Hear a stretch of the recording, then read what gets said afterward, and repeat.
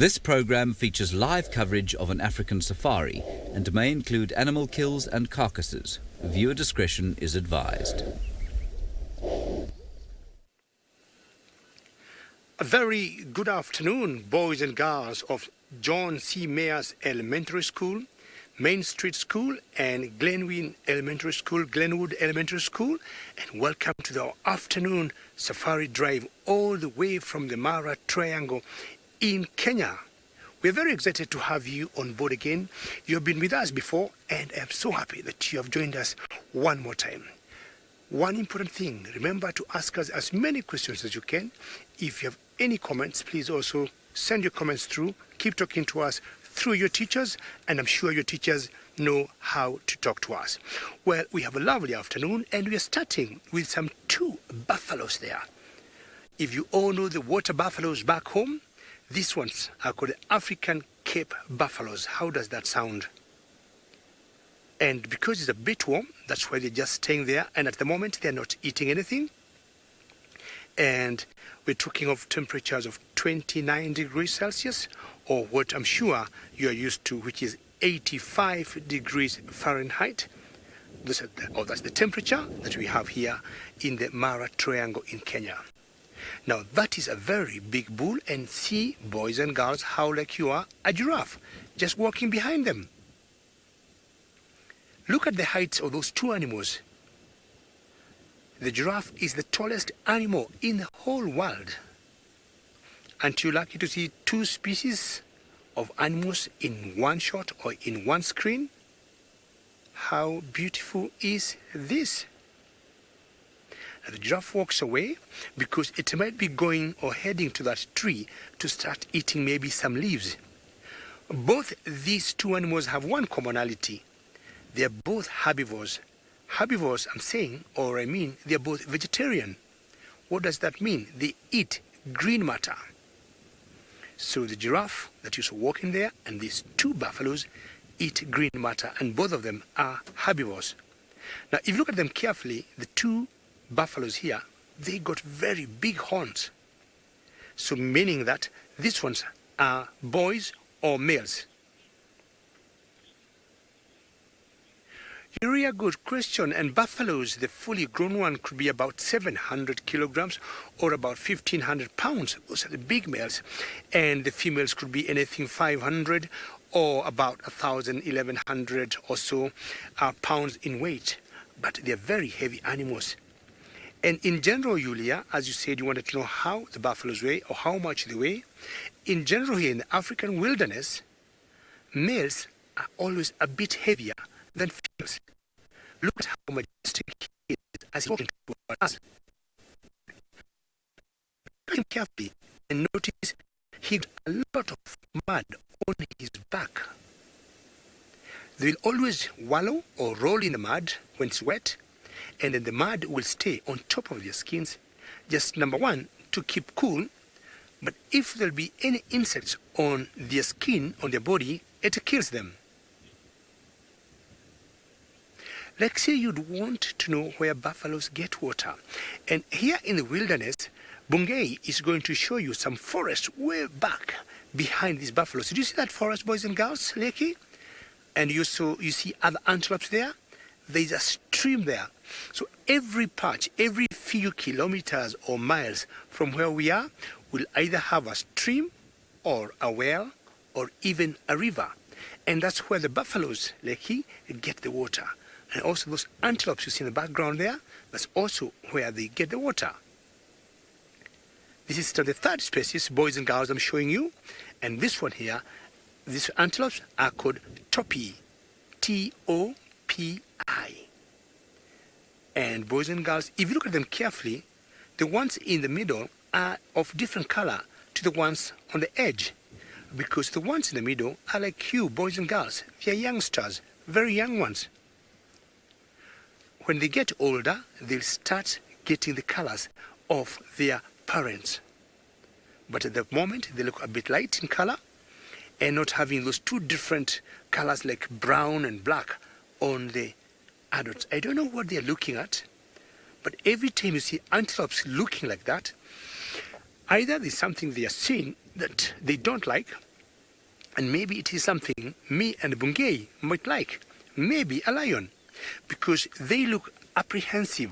When they look like they're worried of something, in general, it's always maybe a cat, but also sometimes it could even be a hyena. It could be anything that worries them. Another giraffe is coming in the frame. You boys and girls, this is your luckiest day. Remember, I requested you for one thing. Keep sending questions. Keep sending comments. A comment is like saying, wow, that giraffe is very tall.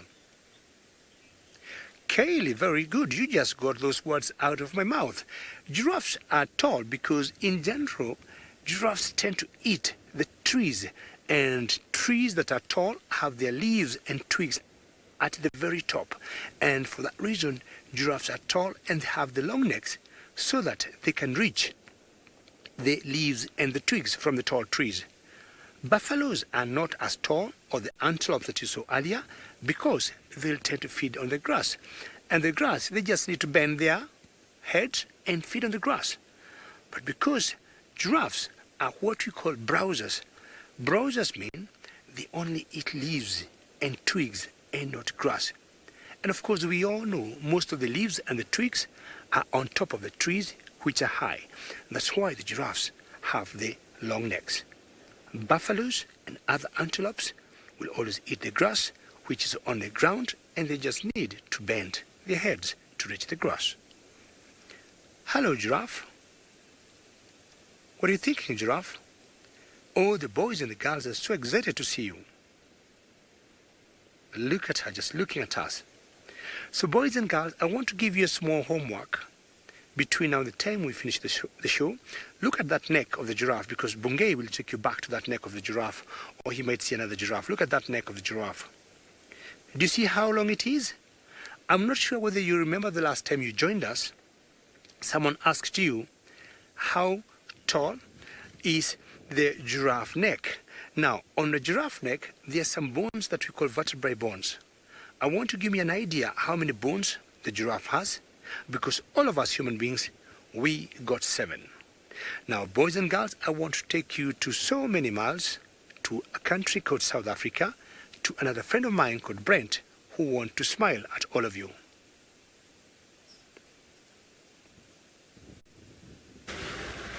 Well, hello, and welcome to our wet, windy, stormy Djuma Private Game Reserve here in South Africa. I have the Batman on camera with me, and of course my name is Brent Leo Smith, and you're on a very wet, live African safari.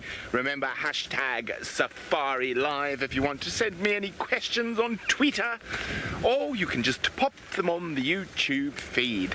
Now, as I said, it's wet. We're in dire need of rain. This area has had about 168 mils for this whole year, so that is a problem. Normally we have about 350 millimeters of rain a year, and last year we had a sum total of about 168 millimeters, so just over half of what the rain we normally get. So we're hoping that this will be lots of rain, and I'm just hoping I don't get too wet while I'm driving around. So it'll be very nice to have your questions, get them to your teacher. I'm waiting with bated breath. In the meantime, I've got a question for all you guys back at home. What is the biggest mammal in the world? Tell your teacher. See which school's going to get it right first. But there is an animal who doesn't look too impressed with the weather. It is an impala. You got it in there, Kruger? Got her there. It is a very damp-looking impala. Now you can see she's actually standing with her back to where the wind and the rain are coming from, behind a small leafy bush called a weeping wattle. So, trying to get a little bit of protection from the weather. Now, antelope species like impala really don't like this weather. The main reason is because of all the wind and the noise and the rain. The kitty cats, the lions and the leopards are able to sneak up on them, and they can move. No, I'm not a leopard, don't worry. And you can see her ears are alert, and she's listening carefully to check if there's any predators about. Off she canters. So they can be quite nervous in this windy, wet weather.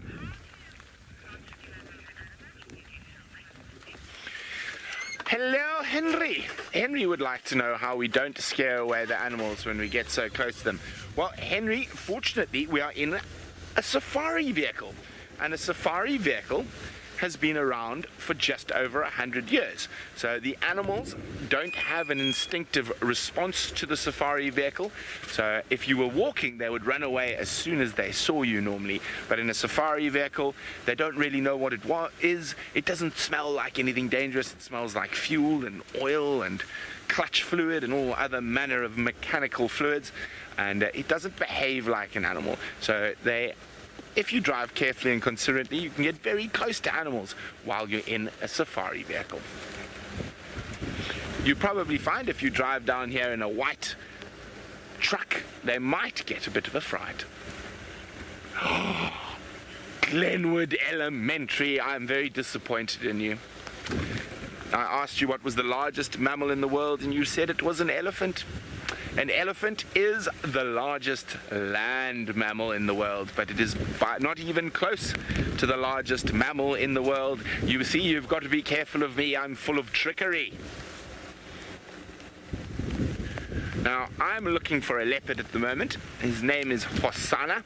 He's a young male leopard. He was last seen a couple of days ago in this area, but I'm hoping with this cool, wet weather, he might be up and on the move and sneaking up on some of those impala. Okay, well, I carry on looking for a leopard. Let's send you across to Jamie, who's found a reptilian leopard.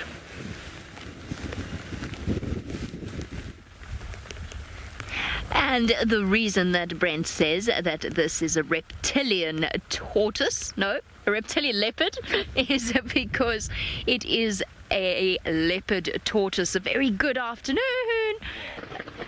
Time to go. Right, a very good afternoon to all of you. My name is Jamie and I'm going home. It's lovely to have the kids on board with us. Now remember that you might have seen some miserable wet looking impala, but there are lots of animals that are happy to see the rain, and the tortoise is one of them. Now tortoises spend the whole of our dry season, which is around the middle of the year. So around about June, when you have your summertime, that's our winter time, and that's when it's very, very dry. Now they spend that entire time asleep. Now the reason that I'm racing back away from the lightning is because lightning can be very dangerous out here. South Africa gets very, very serious storms, and there's forked lightning, or lightning that's coming up from the ground towards the sky, and it can actually be very dangerous. Now we're taught from very small that we don't take chances with lightning. Now up until now I was happy because the lightning was quite far away. I was counting the distance between the lightning strikes and the thunder, because light travels that much faster than sound, so you can actually calculate how close the lightning is to you. Now we had about 10 seconds up until recently. Lou, we really need to power down. We really do. It's on top of us. Alrighty. Sorry everyone, we're gonna say goodbye to you for now. We'll be back up and running very shortly, but I've got to race home because it's safer back at home. So while we do that, let's send you across to Dave in the Mara. Well, boys and girls, I think things are not very good there, because sometimes in Africa when we get rains, the rains get very big and we get very heavy storms. But that is the downside of what's happening in Juma in South Africa. But the good news in Kenya, boys and girls, I've been able to get for you some lions. How exciting is this? Now, if you look at them, both of them seems to be panting. And they're panting because it's hot. You remember we said the temperatures are a bit high here. As much as we don't have any rains, we're talking of 85 degrees Fahrenheit. And what would happen, many cats get very warm and they get very hot. And that you see them breathing or panting like that, which is very typical of all cats. Or when you see dogs in your home, when it's like on a hot day during summer, that's how even the dogs will pant. Now the lions or the lionesses are more closely related to the cats, and what they have done, They're taking the shade of the termite mound.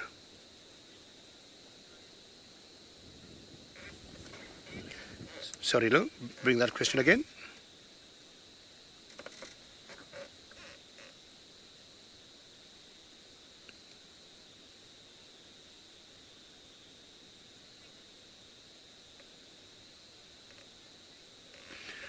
Seagull, how are you? And I'm very happy with your question. What's the purpose of lions to roar?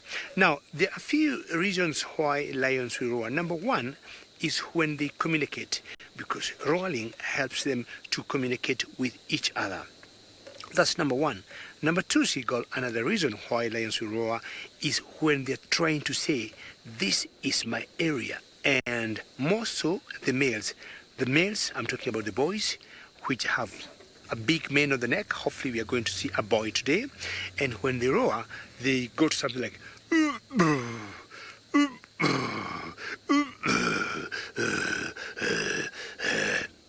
well, that's not a lion, that's David. But when they roar, that's exactly what they do. And when they do that, they want to establish their territories or letting other boys know this is our home or this is our area. Now, as I said, because it's a bit hot, now these lions are laying flat there and next to the shade of that termite mound. Look on their bellies. Their bellies are bulging because a friend of mine told me they had food in the morning. Jake, you'd like to know for how long the lions live, and is anything between 12 to 15 years, and the boys will live for about 12, sometimes 13 years, 14, and the girls live a little bit more, 15 years and 16 years, a little bit more than the boys. What I want to do is just to move forward a little bit and see whether we can get a different angle of this lion. Just hold on 1 minute. Boys and girls, don't go anywhere. I want to get you a little closer, and you can see there. And I want to show you their bellies. How is that, Bungay? Oh, keep going. Okay. Now, boys and girls, I brought you here a little bit closer because I want you to look at the bellies of these lions and just see how big they are. It's simply because my friend told me they had some food from this morning. Look at those bellies. And just see how they're panting. Those bellies are bulging and they look so big because they just finished eating this afternoon. And in general, once lions eat, what they will do is just to sleep.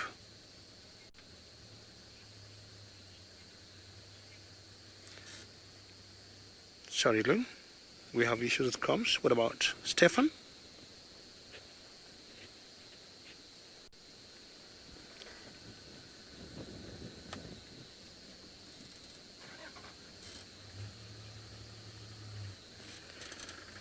Stefan, thank you for your question, and you're asking, do we ever feed the animals? Stefan, unlike a zoo, here where we are in the Mara Triangle Game Reserve in Kenya, is completely wild, it's completely natural, Stefan. And these animals here will always have to feed for themselves. Be they lions, be they cheetahs, be they leopards, they'll always feed for themselves. And you're also talking about other animals like the giraffes we saw before, the buffaloes we saw before, and the antelopes we saw before. All of them will always feed for themselves. See, Bungay have also discovered something new. And from a distance, not very far from where we are with the lions, we have seen some elephants. How exciting it is, boys and girls. So that's a young calf, and I guess the one behind was the mother of this baby elephant. This is very interesting, eh? Now, boys and girls, there are some animals in Africa that we call the big five. And the big fives are leopards, rhinos, lions, elephants, and buffaloes. So I just want to give you the good news. Of the big five, you have already seen the big three. And also those tourists you see to the left of those elephants are also enjoying the same sighting of elephants just like us. So these lions are that are lying down here, these two girls, are part of the big five. And you can see they're staying under that termite mound.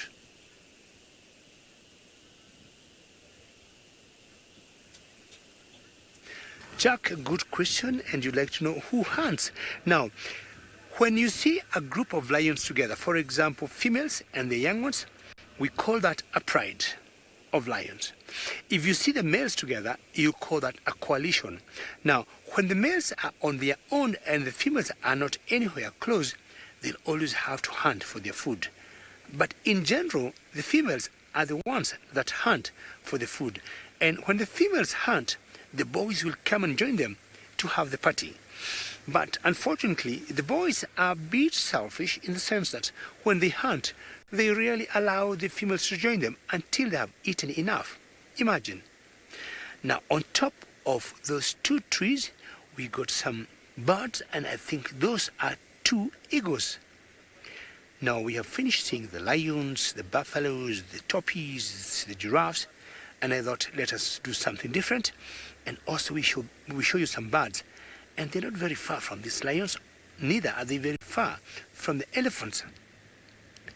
Now, here in the African wilderness, the animals coexist very peacefully, be they lions, be they cheetahs, be they leopards or buffaloes, and more so for the herbivores. You remember, boys and girls, I was talking about the herbivores earlier because there's a lot to eat.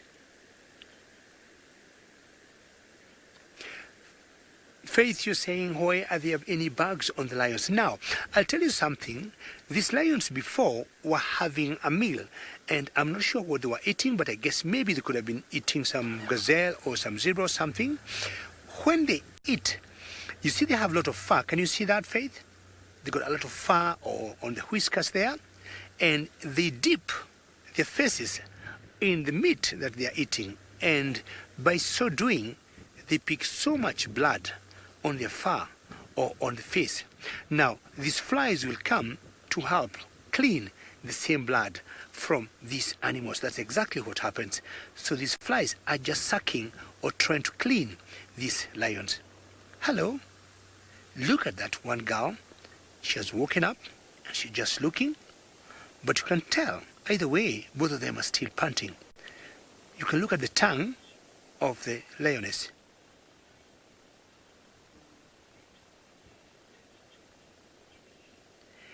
Emily, that's a very good question. Are the lions okay with all the noise from the vehicles and the cars around?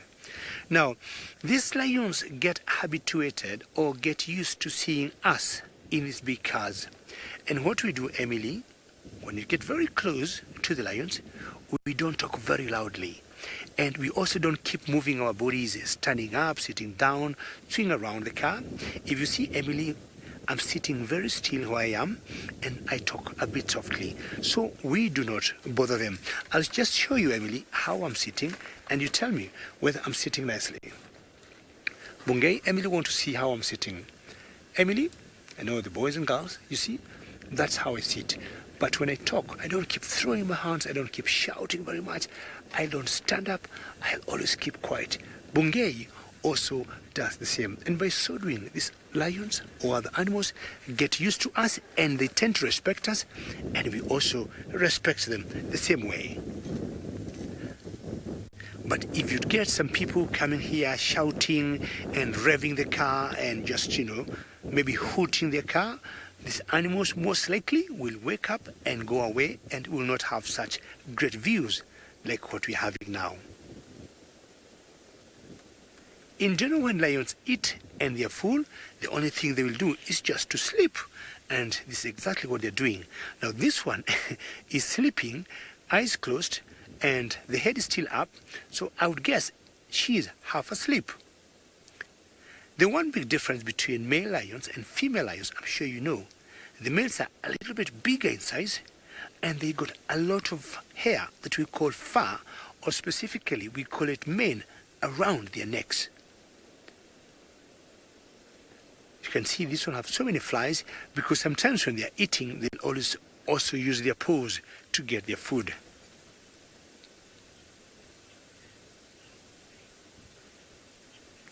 Jordan, how big are lions? Now, these ones are fully grown females, and Jordan, I would give them about 400 pounds in weight. Can you imagine? 400 pounds in weight, and they are a lot heavier than each one of you, I'm sure, including your teachers. Now, the boys, or what we call the males, could be even up to 500 pounds in weight. They are always very big and very heavy because they have big heads, and also they got the mass, the mane, which makes their weight to be much bigger. So you can see one of them is flat asleep, and I'm trying to imagine, boys and girls, can you tell me, if you are a lion, boys and girls, what could you be dreaming about? Now we have this one lioness that is flat asleep. What could you be dreaming about?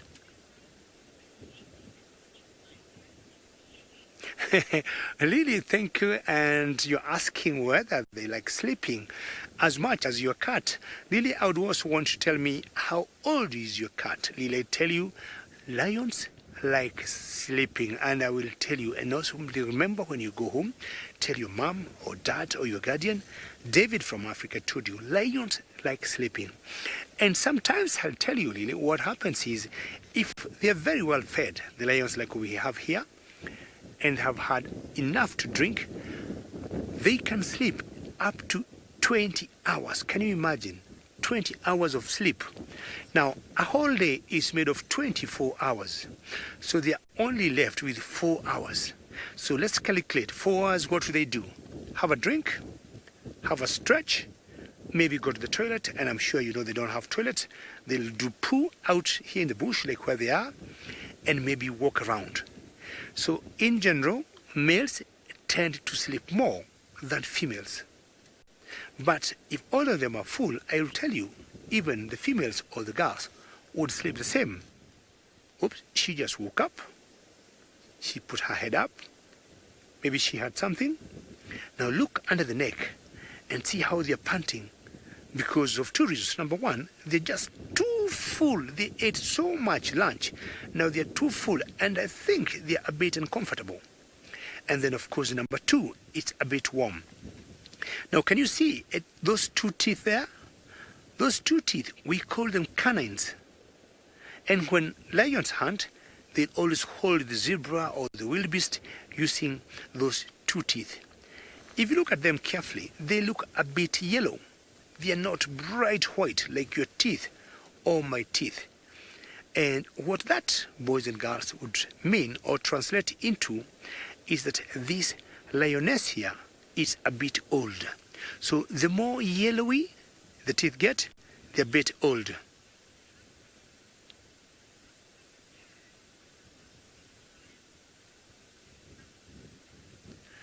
Alejandro, you're asking what are the pads at the bottom lion called? And they are called paws, P-A-W. If, of course, there are many paws. And what they do when they are going to hunt, they'll always use them to grab the animal. Now, if this lioness is going to wake up and walk at a place or on a place where there's a bit of sand, we can always follow. There are times either in South Africa when we do a safari, but unfortunately now it's raining heavily. That's why you're not seeing my friends, you're only seeing me, or you're only hearing me. There's a lot of sand, and there's a particular area where you had Brent and Jamie before that we call the Sabi Sand, and Sabi Sand because they have a lot of sand in that area. So if lions would walk in that area and they pass, when we are doing what we call a bushwalk, we'll come and see the places the lions passed. Look at them now, they're turning around. They're standing up. Boys and girls are very lucky. Look at the belly of that one. It's so full, as I told you. And sometimes on a single sitting, if the lions, say, for example, have a big meal, they can eat up to 40 pounds of food. Jane, that's a very good question, and you're asking, are lions the biggest cats in the world? No, they are not. But in Africa, they are the biggest cats. But in the whole world, tigers are the largest cats in the whole world. Tigers, and I'm sure you know, we do not have tigers in Africa. So our largest cats here are the lions, and then the lions are followed by buffaloes, leopards, my apologies, and then the leopards are followed by cheetahs. So number 1 in the world are tigers, number 2, lions, leopards, and cheetahs. So one just walked away, and I just want to turn the car a little bit and see where she is going, and maybe see her walking style. It will be something nice for you boys and girls to see. Alrighty, let me just turn around slowly and see where she is going. And because maybe she is too full, she could be going for a drink. Who knows? Or she decided maybe to lie down at a different position.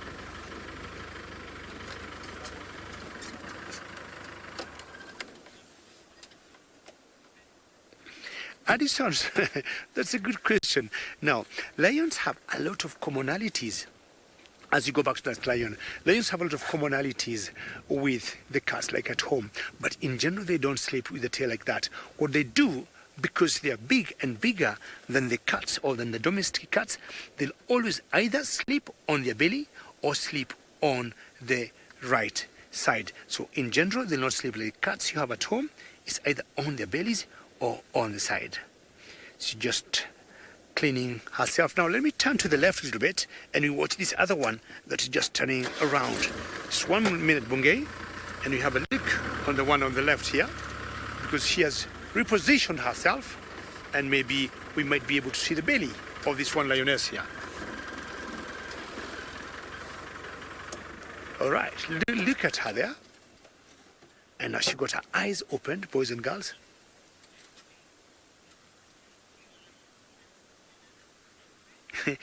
Joy, that's a very good question. What times do lions have dinner?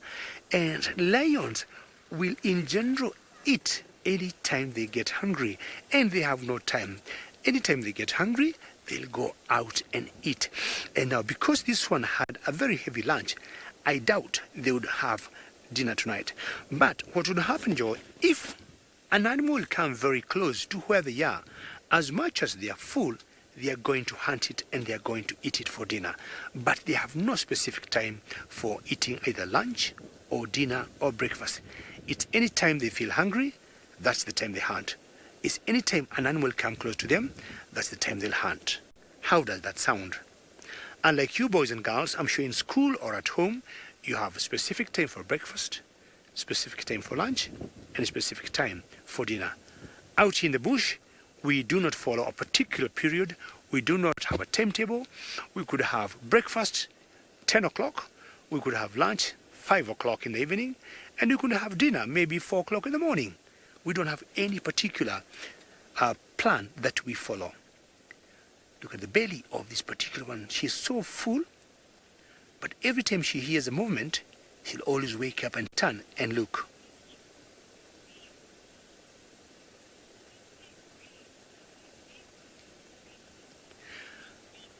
Leona, you'd like to know why they breathe so heavily when they're sleeping. It is because, one, they're very full. And as I showed you, if you look on the belly, Leona there, see how full she is. And I'm guessing maybe she could be having like 30 to 40 pounds of meat in her tummy. Can you believe you, Leona, eating 30 or 40 pounds of food in your tummy? And then number 2 is still a bit warm here where we are. 85 degrees Fahrenheit is pretty warm. So a combination of having a very full belly and, being warm makes them look like they're breathing heavily, which we call panting. All right, boys and girls, I want to drive and maybe show you something different. If these lions are going to wake up, we'll come back here. But in the meantime, let's go look for something else. All right. Bungay, what do you think we're going to show the kids now?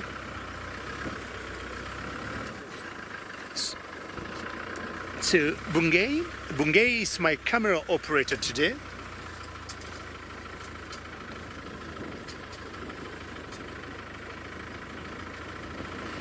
Emily, I'm hearing your name for the second time, and that is very exciting. And you're asking what is the most extraordinary animal that we got around this area. There are lots of them. And for me, the most extraordinary one could be an animal called an aardvark. And aardvarks, you'll only see them at night. And they look like pig and extended snout like that. Oops, sorry about the bouncing there. And to me, Emily, that's the most extraordinary animal, I would say, that we got around this area. So boys and girls, hold on, it's getting a bit bumpy. Our roads here in Africa are always rough, and as much as they're rough, we got very good cars that are four-wheel drive. And when I don't look at the potholes very well, or the boulders, Bungei, who is my camera operator, he'll always tell me David left, David right, and I'll turn according to what he's telling me. So I want to show you elephants because personally I'm celebrating here in Kenya because I don't have a single drop of rain. And there's a lot of rains in South Africa, in Juma, and all those beautiful faces you saw there, they're sheltering themselves, I think, under trees. So for me, it's a lot of good fun here because I got, Bungei, what do you prefer? We go the big road or we go to the left? Main road. All right, because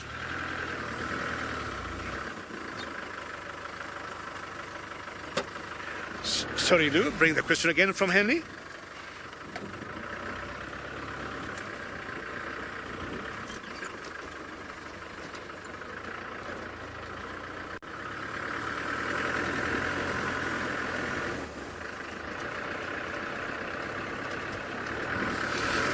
Sorry, Lou. One more time, sorry.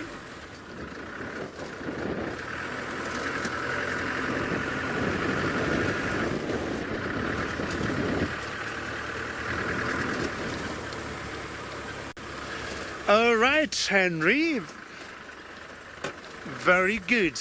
Henry, that's a very interesting question because out here in the wilderness, all animals are our friends. But what we do, we never get close to them, Henry. But when they see us and they do not move away from us, we always know they are our good friends. And boys and girls, as I promised you before, I'll be showing you something different. I think I have come very close to the largest animal in the world. I think either Brent or Jamie was asking you what's the largest animal in the world. Are you happy, Bungei, there? Okay, let's just see, because I got a surprise for you, boys and girls. And this surprise is interesting because I'm going to show you a mother and a baby of the largest animal we have in the world. Just 2 seconds, and Bungei will do that. And there's something very special happening because if you look carefully, that baby is suckling. It is nursing from the mother. How cute is that? I'll tell you, all of you are the luckiest kids in this world. So we got elephant, and that's the mother. Now, if you look at her carefully, she's flapping her ears front, backwards, backwards, front. And why she's doing that is to try and cool off. Look at that baby, and Bungei, my camera operator, is doing a wonderful job just to show you how elephant babies get milk from their mamas. How exciting is this? Not every time that we see this, and even for me, I am feeling very excited just to watch this. Every time we come to the bush, we'll always see something different. Now, in general, most of the animals here in the bush will have the mammary glands between their back feet. But for the elephant, it's between the front legs. So I want you to note that elephants are a bit different from most of the other animals. They got their mammary glands. I'm talking of where the babies nurse or they get their milk from. It's between the front legs and not the back legs. Now look at that elephant carefully, and you'll notice she got one tusk. In general, all elephants have 2 tusks, but sometimes they could lose one if they get very old, just like us human beings. When we get old, we lose our teeth because the tusks of an elephant are modified teeth. So, or maybe she was born like that.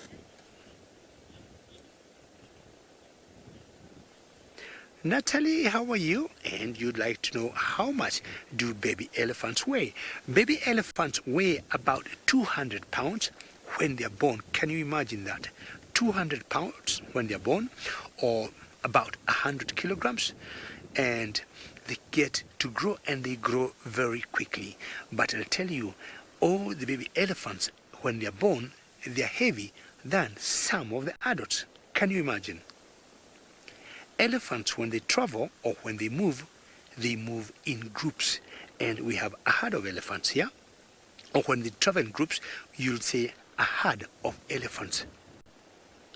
And in every group or a herd like this, there'll be one leader or one boss. And for the elephants, the leader is a female.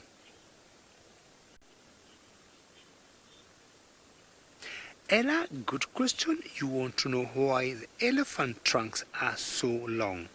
Now, elephants' trunks are very important to them because all the main feeding, all the drinking, all the breathing is handled by the trunks. You can imagine.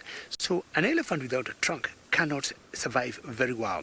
Now look at them, Ella, very carefully. They are just grasping or catching grass using the trunk and then to the mouth. Can you see that? So that's very important for an elephant. That's number one. Number two, if these elephants go for a drink, at the end of that trunk, they have something like a cup or a bowl that they dip in the water, scoop the water, and take it all the way to the mouth. Can you imagine? And then number three, at the very end of that trunk, that's where the nose of an elephant is. So it's very long because if it will need to breathe or to sense something rather, or to smell something, they put the trunk up. So that's why these trunks are very long, because they are very important to them. Like the giraffes you saw before, boys and girls, and especially Ella, you remember I said they've got, or giraffes are tall, because they eat the trees that are high to reach the leaves and the twigs. Now elephants are equally lucky like the giraffes. If they want to reach the leaves like the giraffes, the long trunks they got will always come in very handy, and the trunks help them very much to reach the tall trees. Now this young one here is practicing to eat.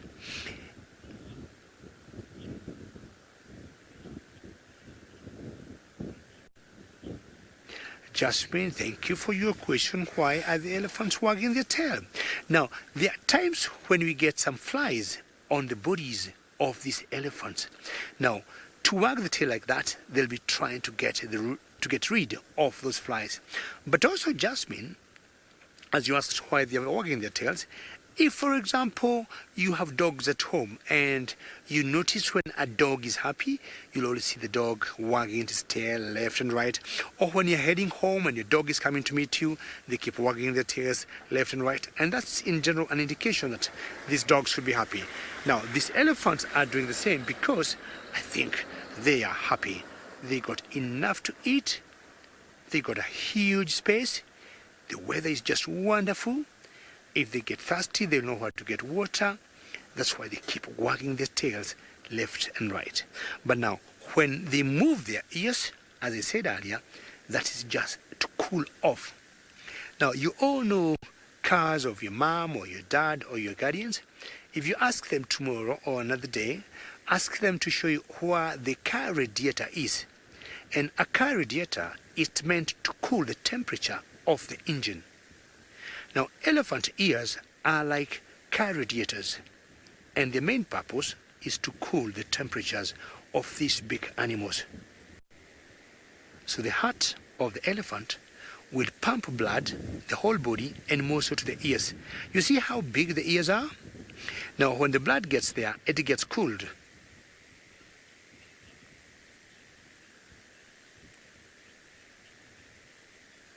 Sophia, how are you? And you want to know, should a baby elephant or a baby animal get lost, what would happen or how they find their mothers?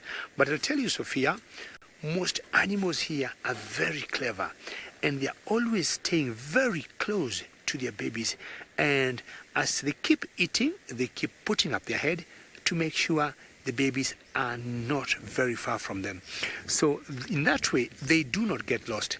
But Should a mother notice that the baby is not very close to her, she'll stop eating or stop doing what she was doing and just go and look for the baby, and doesn't take a long time to find or relocate the baby.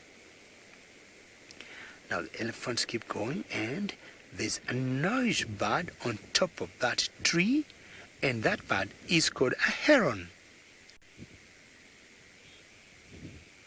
And that bird is called a heron. How nice that we are almost finishing our safari with a heron. This is very interesting. Now I want to show you the elephants one more time before I tell you goodbye. I didn't really want to tell you goodbye, but let's go back to that baby there and have a look at it before I say to all of you, and a very big thank you for having joined us again. John C. Mayers Elementary School, the Main Street School, the Glenwood Elementary, thank you so very much for having joined us. And I'm saying bye-bye as that elephant, baby elephant, is waving bye-bye with the ears in the trunk. And to all of you, thank you, and we'll see you next time around. Goodbye from myself and Bungay.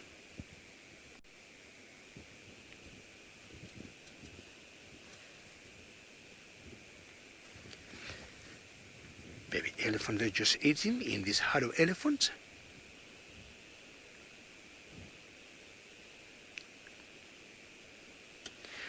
And to all of our regular viewers, a very warm welcome to the Mara Triangle. We had just a very nice show with some school kids, and now it's time to be serious in big business. My name has not changed since we started. It remains David, and with me on the camera, hiding behind the camera, is Bungay. Bungay, good afternoon. We have done very well with the kids, with all the giraffes and the zebras, buffaloes and the elephants and the lions.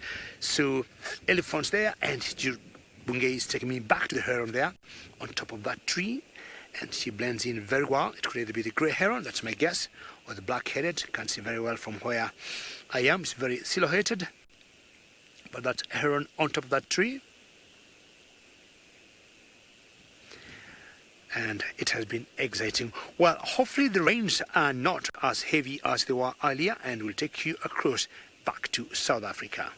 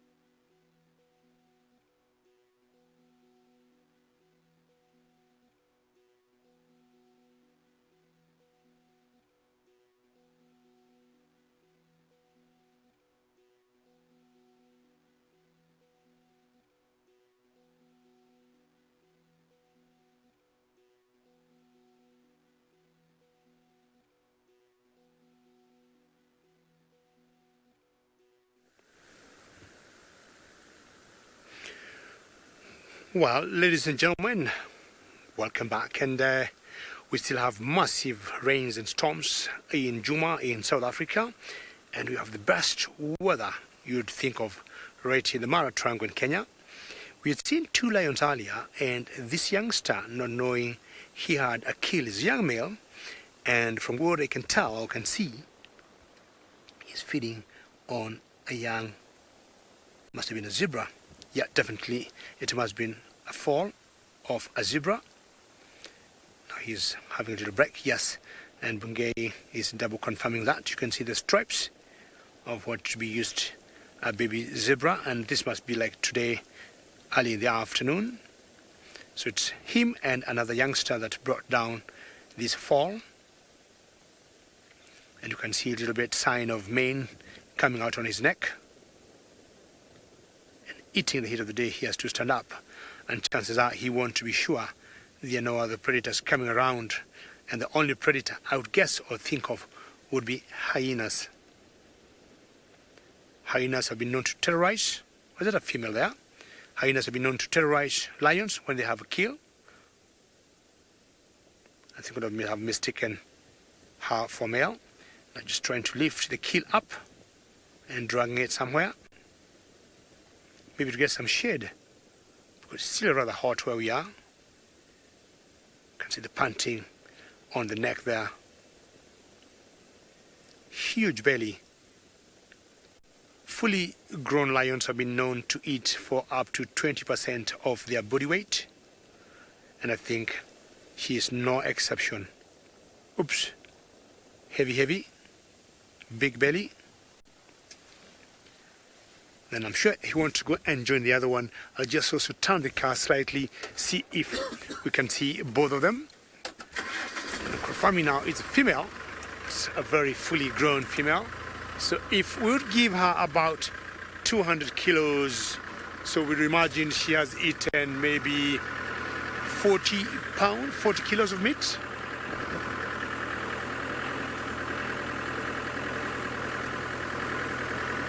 And Carl Silke said it's very interesting to see them like in this position. I think they're 2 females. Let me just position myself there. How is that, Bungei? Good? Okay. So let's see how they're going to behave or what they're going to do at the moment. And they're taking shade from that termite mound there. It's time to groom, which is very typical of these very social cats, the lions. Not sure they lick each other after having such a meal, because we'll always see them getting so many flies after eating a meal like this. And what would happen is they help to clean each other. And I guess that's exactly what they're doing, because they get very bloody, so much fur on their faces, because they tend to dig in the flesh. And now of that baby zebra. And like cats, how they'll also clean themselves. Here I think they social groom or they social clean each other. Clean my face, I clean yours. And that's very cool. How nice is that? And you get the blood from the other, and of course I would imagine they'll keep feeding on the same. Clean the neck, clean the cheeks, and at the same time, you know, makes the bonding much deeper. They could be 2 sisters. Lions, very social. Now, this group of lions here, or this pride, is called the Olololo, Pride of Lions, Olololo.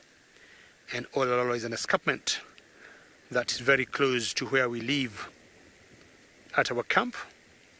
And when they are all together, they are 14 or 16, they're 16 in number. In the Mara Triangle, we've got so many prides of lions. I would guess about 10. And this one has the largest in number. 16. And they're all females and some youngsters in them. And the youngsters are both males and females. And males being on their own, forming what you call a coalition. Now, just because of the heat of the day, they'll take advantage of that shade as they breathe out. The meat is not finished. and I'm sure at one point they'll go back. Remember, this is a very interactive safari that we do. Should you have any questions or comments, please talk to us on the YouTube chat or on Twitter using hashtag Safari Live. Clean, groom yourselves, make sure you look good. Sometimes they might try and mask that smell, you know, from would-be hyenas. It doesn't get very far.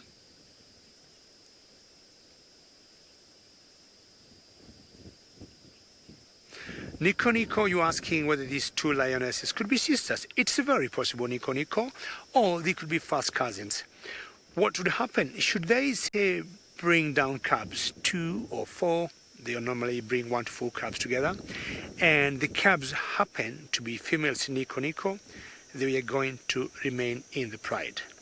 If they are males at a particular age, say 2.5 years of age, if the females don't show them the door, or if the males don't choose to leave the pride, the dominant males around this territory, they will come and they will show them the door. And what happens, they either have a choice of forming their own coalition as maybe 2 brothers or 2 first cousins, or they also have a choice of joining another coalition of male. So just a car that passed there, and I'm sure they won't come and join us and watch this pride of lions. There's another lioness there in the background. You've got very good eyes, Bungay, today. You're seeing better than me. And definitely that is part of this pride, which we call the Olololo. So once shown the door, the young males, if they don't form their own coalition, they'll be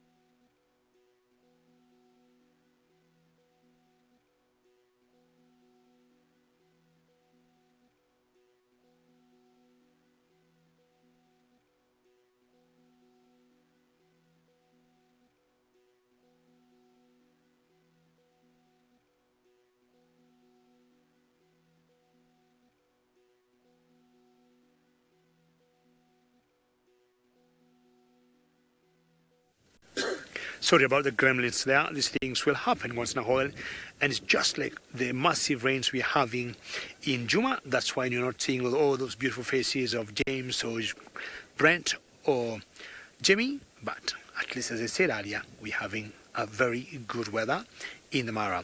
I was talking about the teeth. You see, those teeth look a bit yellowy, and that, to me, would say these are very senior citizens. They are quite old females, and the yellowy they get, that always gives us an idea of, saying how old they could be.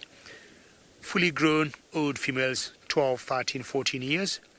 And sometimes, apart from being yellow in color, they get worn out. They have been biting a lot of prey on hunting. They've been breaking bones, all that. Or when they do the suffocation, that happens a lot. And that could be one of the reasons why the teeth either get very yellowy or they tend to wear out very quickly. The males tend to me, lose their teeth much earlier, or they break them more than the females. The females tend to keep all their teeth much longer in their life than the males. So you see many males losing teeth or getting very yellowy. We have a coalition of males around this area that we call the Kichwa males, and one of them we call him Fang because he misses a very important canine tooth. And we all know canine tooth in lions are very important, and they do a very great job to help bring the prey down or to suffocate them. Quite a good angle, one facing one way and the other facing another. Just making sure no hyenas come around to snatch what's left of them. It was a baby zebra they brought down, so they may need to protect it up to the last pound of that meat. And for those who are joining us now, this is a pride of lions that we call the Olololo, and we're in the Mara Triangle in Kenya. And please keep talking to us. Should you have any questions or comments, using the YouTube chat, she just went down, or Twitter on hashtag Safari Live. I would say the way she was before, it was quite uncomfortable.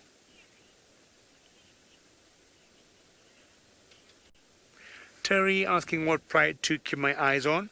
We'll always look at that, how she's looking at us, or at me. We'll always make sure we have a good distance between us and the lions. And not just walk up. Where do you want to go?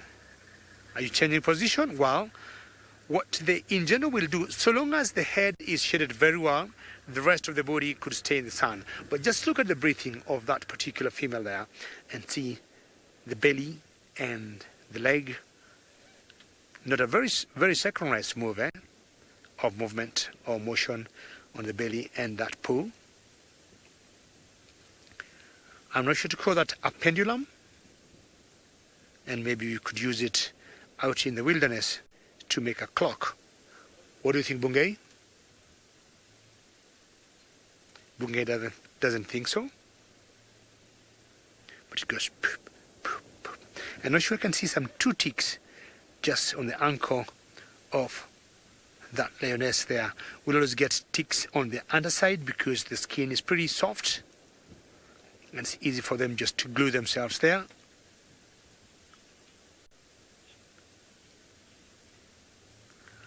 Fantastic. Well, I think the rains are still pondering and the storms are still very big in South Africa, but there's a girl who have done a clever idea and she's sneaking herself in the tent.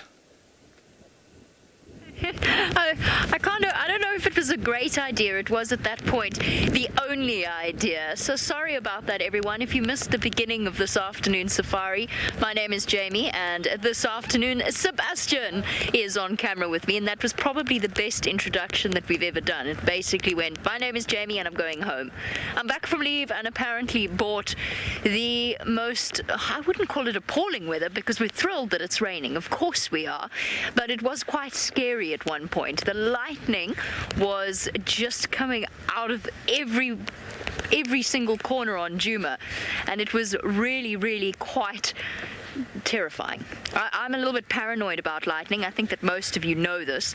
I have a thing about lightning because when I was a kid at school, a couple of girls died on a school camp, sleeping in a tent at night. Hence why, sorry Seb's got to do some windscreen wiping. He's been doing the most amazing job of trying to get his cleaning cloth out at the same time. There we go. We're doing some windscreen wiping. The rain hasn't abated. The rain has not gone anywhere. The rain has abated a little bit, but it does leave us with the tent option, which obviously we couldn't do while there was lightning. Not too far away from us, towards a place called Open Gate, which is one of the gates that is the entrance to Kruger, and that's how we get here as we go along the Open Road, actually had hailstones that people were sending photographs. They were the size of people's hands. So it really was a serious front that came through. If I could manage to get one of the screens up and running, I would actually show you what that weather system looked like as it came. I'm just going to ignore the rumblings of thunder. It's not happening. It's fine. It's all fine. Well, hopefully there was more than enough rain to start filling up just a little bit of the water holes. Now, once the lightning has abated just a little bit, it's very bright in here. Once the rain is abated just a little bit, hopefully Brent will be out as well. Since I'm here and since I'm in the tent, we're going to look at all sorts of things under the microscope. I've just put a piece of quartz under it for now, just to keep us entertained and to make sure we don't have something ugly as our background. But what we'll do is we'll see what we can find. But what I want from you, for those of you that have stuck with us this whole time while poor David has been slogging away in the Mara, is for you to suggest a topic of conversation. And you can send that through on hashtag Safari Live on Twitter, alternatively on the YouTube chat stream. Obviously, by topic of conversation, I do not mean something, sort of puerile, like whatever's happening with the Kardashians, wherever they happen to be in the world, or, I don't know, something outside of our expertise. Let's stick with the bush and the wild and perhaps what our characters have been up to. So what you can do is suggest topics of conversation, send them through on hashtag Safari Live on Twitter. I always enjoy talking about rhino. I'm happy to talk about that.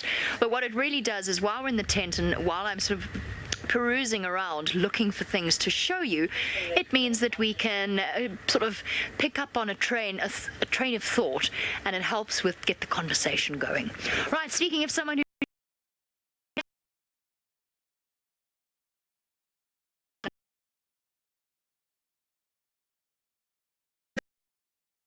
and repainted Rusty, they forgot to put the Velcro back on the front rain cover.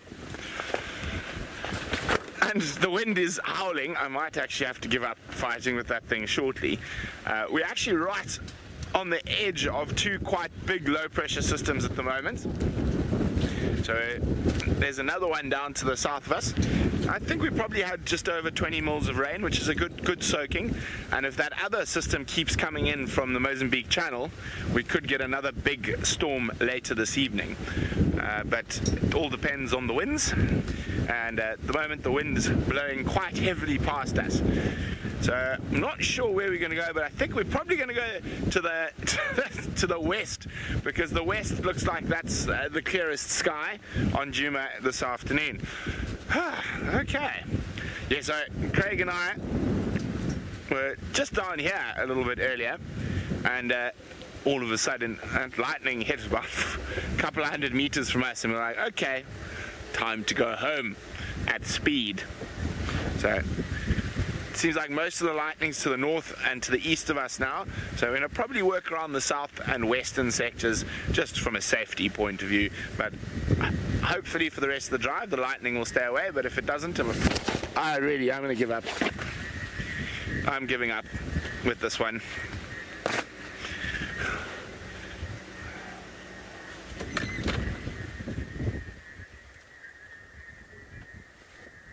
Thought I heard an elephant trumpet. Ivy is wondering, is this a new scarf? No, it is just one you haven't seen before. I have many kikois. Many kikois. So this is just one that I haven't used on drive before.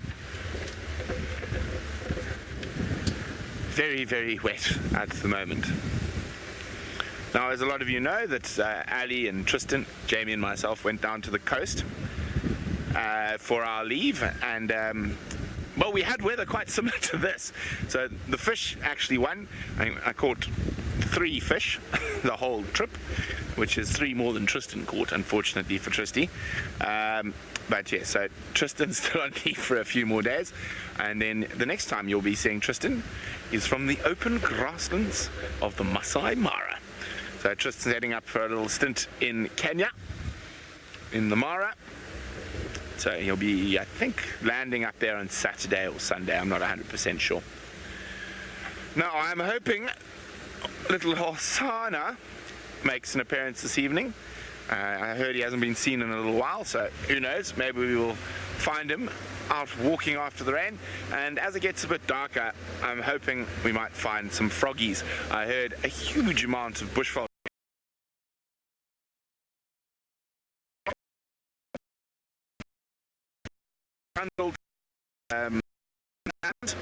And then from Twin Dams work our way back up towards Treehouse. See, I don't think this rain would have filled up too much, but it's always worth having a squiz. And then maybe a little bit later we'll pop into the hyena den. Hopefully it might be active and they might come and give the pups a good cleaning after getting all muddy, all the cubs. Okay, but of course, as you know, on a live safari, anything can happen at any time, and something might step out into the road at any second. Now, the reason I'm heading down towards here is that I couldn't really hear with the wind, but I thought it sounded like there were some elephants down towards Twin Dams Road. And of course, elephants can be awesome in this weather. They love this weather. They'll be lolloping about and galloping and playing. They really like a little bit of rain, and it's always fun to watch them in those conditions. And I'm sure we might see the odd tortoise now after this bit of rain, getting up and awake from estivation. I think actually by the end of the safari it might be quite clear. As I said, there is another big system. Whoa! That was really big sheet lightning. But sheet lightning's okay along the top. So when it goes down, it's not so fun.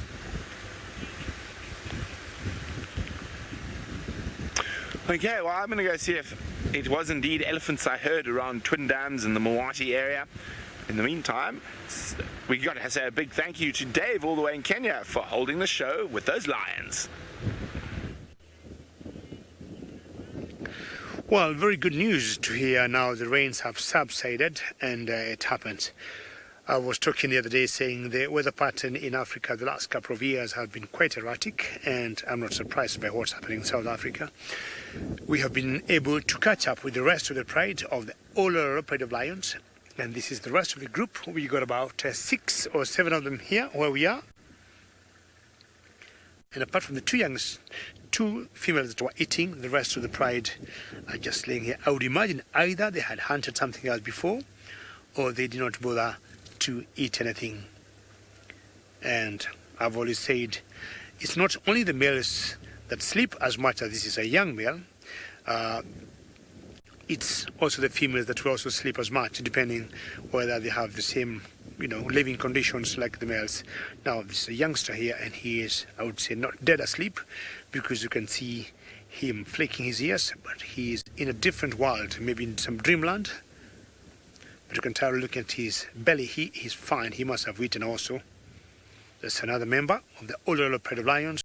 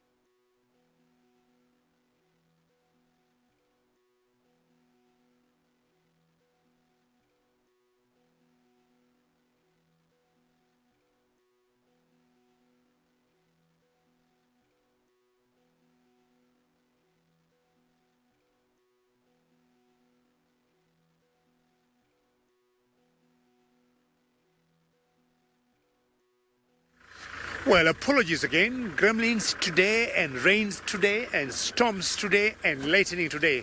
But me and Bungay, so far so good. I was talking earlier with the school kids on the show, and I was telling them about the Big Five. And before you lost me, I said we need to have a nice list of the Big Five. Of course, there's a lot to see, not only the Big Five, but the day we see the Big Five, we always say it's a great day. And for me, the two animals are leopards and the rhinos. So in South Africa, and especially in Djuma, it's always easy to spot leopards, different vegetation, and a little bit more friendly leopards, than we have here. But the Mara is good for the rhinos, and more so the black rhinos.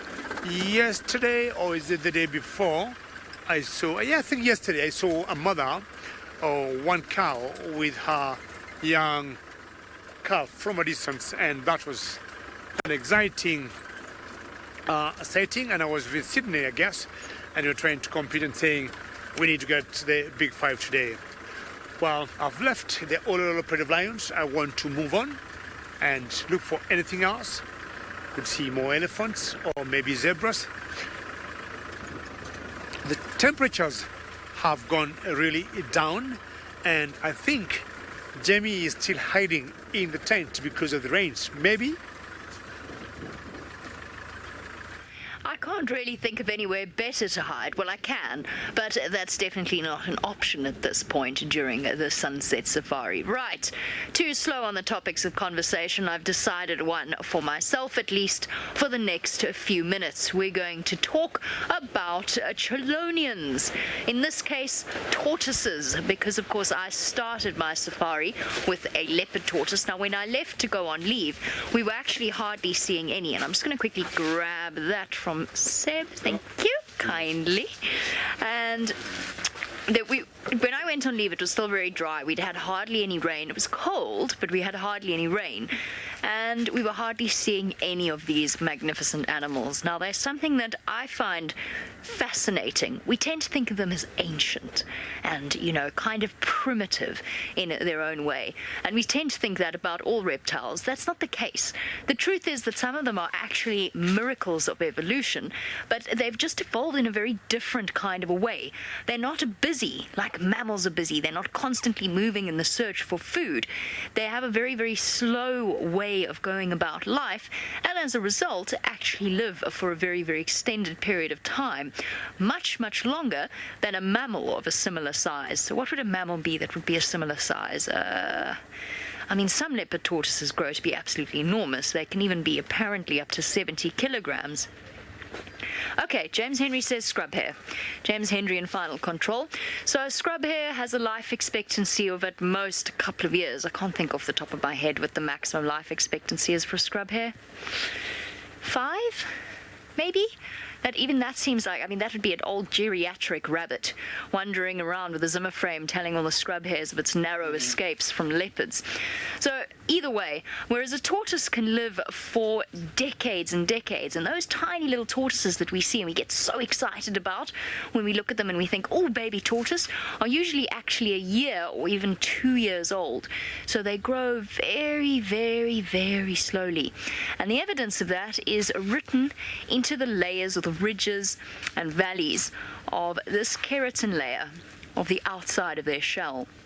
Now, their story goes, I was taught as a budding guide, I was poorly taught, that you could actually age a leopard tortoise by counting the ridges, because of course during their times or periods of estivation when they're not feeding, then they don't eat very much, they don't grow very much, and as a result you've got the valley. And then you get the ridge, where it's summer. This was obviously a year of plenty over here, this one here. Summer, done lots of eating, lots of growing, lots of depositing the keratin, and slowly but surely extending its growth. You can't actually age a tortoise by counting the rings on its shell. It might have been a period of drought where it didn't grow very much for a year, or it might have been a time of plenty where it went through growth spurts. And over here, of course, at the top point here, it's been completely rubbed smooth over the course of the years. So weathered away almost entirely. Beautiful, but of course missing a few years of this tortoise's life. Look at that. Don't we get the most amazing views? I found that the more I've done this job, the more I've seen things with fresh eyes. First of all, I need to cut my thumbnail. But secondly, you actually really start to notice details that you never notice as a regular guide. Or perhaps you do, if you're fortunate enough to have that sort of a mind. But I didn't. And I found that I've seen a fresh perspective. And this is a really, really beautiful thing that you're looking at. That nature has created an animal that has these leopard-like markings, and it's not difficult to see where the name leopard tortoise comes from. You can see those black patches there. Presumably, one would think, for camouflage. We do know that it is a very successful pattern of coloration when it comes to camouflage, but we're always looking for a reason in nature. Sometimes things are just the way they are because it hasn't disadvantaged them. It's kind of how I feel about zebra stripes, but that's a different topic of conversation. So, that is the outside keratin layer, each with its individual scoot or shoot, depending upon how you pronounce it. And then underneath, solid bone, and you can actually see where the bony plates have fused together. Now what I'm very curious about is what happened here. I wonder what that was. Something nibbling on it perhaps, or somebody dropping it. There's also a distinct possibility this tortoiseshell has been in the tent for a while. Oh, Vicky was where we should have started from the very beginning when talking about chelonians. Vicky would like to know what the difference is between a tortoise and a turtle. It's a very typical thing where a lot of people from around the world will look at a tortoise, a terrapin, or a turtle and go, oh, it's a turtle. Accent not in any way pointing at any particular group of people. There is a vast difference between tortoises, turtles, and terrapins.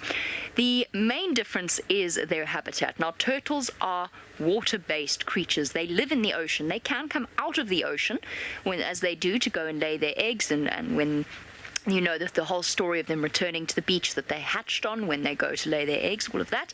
But they're flippers. Tortoises have feet. One species of tortoise can swim. You're looking at it. At least one species that we get here can swim. Leopard tortoise can swim, but it's got feet. And if you have a look close up at the next tortoise that you see, maybe Brent will come upon one because they're all out and about now with this rain, you'll see that it's got feet very, very clearly. A terrapin is kind of somewhere in between. So a terrapin is largely aquatic, but in the freshwater, we get them here. We do get marsh terrapins here. Those are the ones that we see most often. And you'll see them in the mud or in the water around water holes, even in the puddles. And in fact, if this weather continues in the way it does, we're going to have to be very careful as we drive through puddles to drive through very slowly. Now, a terrapin kind of has a mixture between flippers and feet. It's got feet, but they're sort of webbed in the way that they're structured. And you can see its claws quite clearly. It also generally eats things like freshwater mollusks as they're otherwise known, and other things, where a tortoise is purely herbivorous. It will actually nibble on bones because, of course, it needs that calcium, particularly females, for producing eggs, but it's a herbivore. So it wanders round and very harmlessly with its sharp little bony mouth goes and nibbles away. Now, if we were to continue our description of the skeleton, I don't know if this is going to work. I'm going to try it. Seb, if I hold it up, does that work? Mm-hmm. There we go. Inside, yeah. There's a First, spider web. there we go. There's a spider web. There's a spider web in there, so obviously the people who did the tent clean-up on Tuesday perhaps neglected to dust all the cobwebs. But look at that. Look at the vertebra in there. You can actually see the spinal column. So comparative anatomy enthusiasts, try and say that 5 times fast. Comparative anatomy enthusiasts, there you go. Tortoise is not that different from a human being or a lion. Okay, it's a bit different. But there you go. The basic structure, the spinal column, is there. And fused ribs. What else is in there? Nothing really. Creating this magnificent creature. And in this case, it was a gentleman. And we know that because of the arch of the underside. Right, let us go across to Dave in the Mara. I forgot how to speak, but he's found a giraffe and he's doing a much better job. Nice, Jimmy. I'm trying to think the size of a tortoise and the size of a giraffe. I don't know how many tortoises that Jamie got, or how many tortoises could make one giraffe. But well, look at the height of that tall animal we got, which stands out very clearly in the Mara, and I would say all over the world. And I guess the reason he has stopped there to look, he needs to be sure of where he's going. They got wonderful eyesight giraffes, and they never want to take any chances with predators, and I'm talking more of lions. Now, migration is very big in the Mara Triangle, and once all the wildebeest and zebras are gone, the lions which are sedentary, the lions which do not tag along with the wildebeest or the zebras, will always switch their menu to the big animals, and giraffe is one of them. So this fully grown male has to be sure, as much as he stands out and he looks tall, that even the trees, from the good job that's being done at Bungay, he has to be sure he'll take a few steps, stop, and then look. Not unusual to see them sometimes walking alone. See exactly what I said. They'll always walk, stop and look and be very sure. As maybe the darkness will be coming, he needs to know exactly for a fact where he's going. He'll be safe for the night, having scanned the whole area. That's the beauty of the Mara Triangle, savannah, which will be dotted by trees here and there, some forests here and there, little bushes here and there.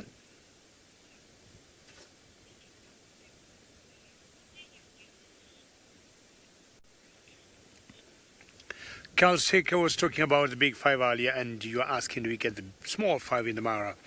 I would say yes and no. Yes, because the small five, let's list them. We have the rhino dung beetle, that's one, and I'm sure you know all the small five have the names of the big five in them. We have a lot of dung beetles here, and when you look at them, they got like two horns just to resemble a rhino.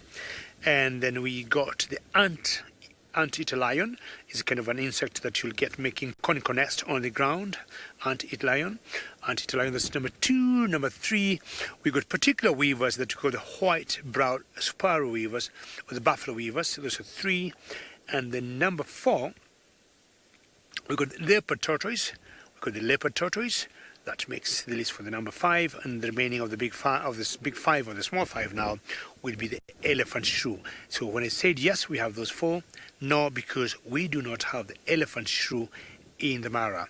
You'll need to go to an area called Malindi to the east of Kenya towards the coast, and there's a forest there called Arabuko, Sokoke Forest, and they have lots of elephant shrews there. So we've got four of the big five here in the Mara, but the fifth one you have to go to a different area. So the giraffe walks and moves and makes sure it is safe. Will also walk, or rather make tracks in a car and move on. I put my nice blazer or jacket on because it's a bit chilly now, and Bungay is telling me he has two. I was thinking it's only me who is cold. Bungay, who is much younger than me, he has got two fleeces on. Bungay is teasing me that my jacket looks like a leopard.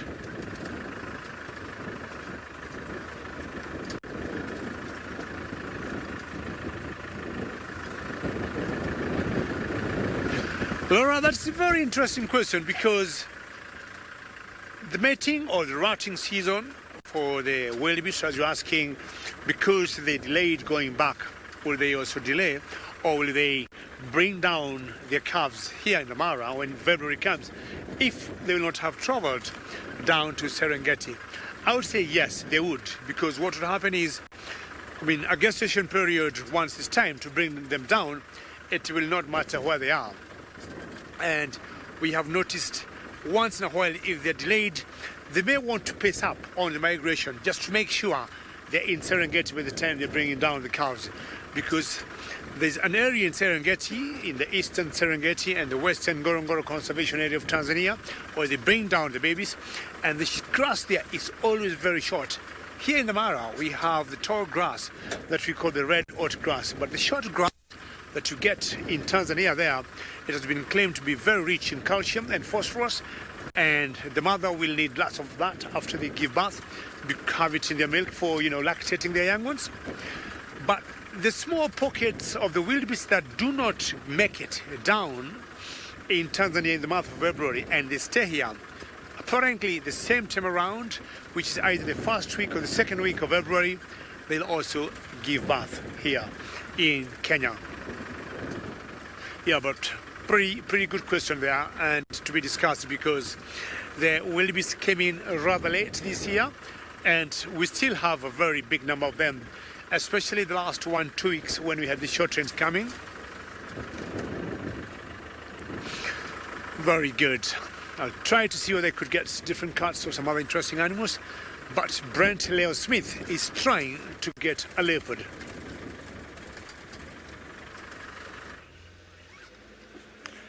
Indeed, we are trying to find spotty cats, and I was correct. I did hear elephants blustering or trumpeting in the distance.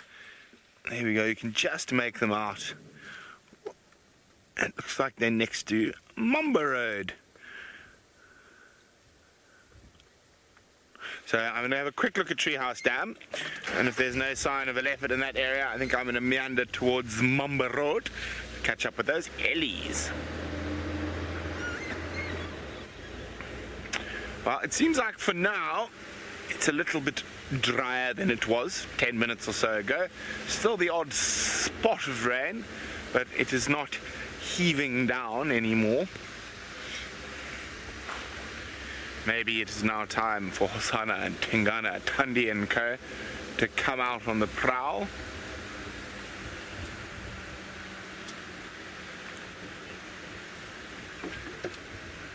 Paula is wondering, will the rain help bring back some of the smaller creatures like chameleons? Most definitely. They've been estivating a lot. The tortoises, terrapins, chameleons, bushveld rain frogs, banded rubber frogs, dwarf puddle frogs, bubbling cassinas, all sorts of wonderful little critters should come out after the rain. Might take a day or two for some of the insects to really sort of explode out, but yes, it should definitely make a big difference to a lot of the smaller creatures. Now, this is by no means, we definitely need more rain, to put it that way. As I said, well, I'm not sure of the exact figures for Juma, but where my folks are, my dad's got an electronic weather station that keeps everything, and so the average rainfall for that area, and we're in the same sort of low-fold area, is about 350 mils, and they have had 168 mils since the 1st of January last year, so about half of the annual rainfall so far. But you never know, we could get the other 150 in very quick time before December's even end, to get up to sort of 350 mils, which is the average rainfall for this part of the world. It's quite amazing. So we came from, or we were on leave, we were down in northern Zululand, right near the Mozambique border, and it was emerald green. They'd had good rain already there. Oh, they're all so jumpy in this weather, everything's running. Very jumpy. Can you get them, Craig? Say when? About there. Yes, about there. They don't like this weather because it definitely affects their hearing. Here we go. We've got a Birchall's or plain zebra with a couple of oxpeckers on. It looks like red-billed oxpeckers. Always look carefully on zebra. Often there might be a yellow-billed. I've seen yellow-billed oxpeckers on zebras quite frequently in this area. Zebras and buffalo. You can only see one zebra and some very damp-looking impala. And this is the time of the year where we do start seeing more zebra in this area. As the rains come, they move off the dry plains.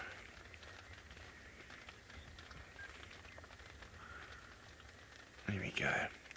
Carol 6 is wondering what happens if we don't get the follow-up rain. Well, then we just have another dry year, Carol 6. It is not the end of the world. We go through wet and dry cycles constantly. So we are in a dry cycle at the moment. And drought is not the great death trap that everyone thinks it is. Obviously, if you're a farmer, you will disagree. But in the wild, these animals are evolved to deal with times of extreme wet, extreme dry. And what happens with droughts is actually they can be quite... What are you staring at, boys? It's two impala. I don't know if they're just staring or if they're staring at something. Let's have a quick look. No, they're running away now. Okay.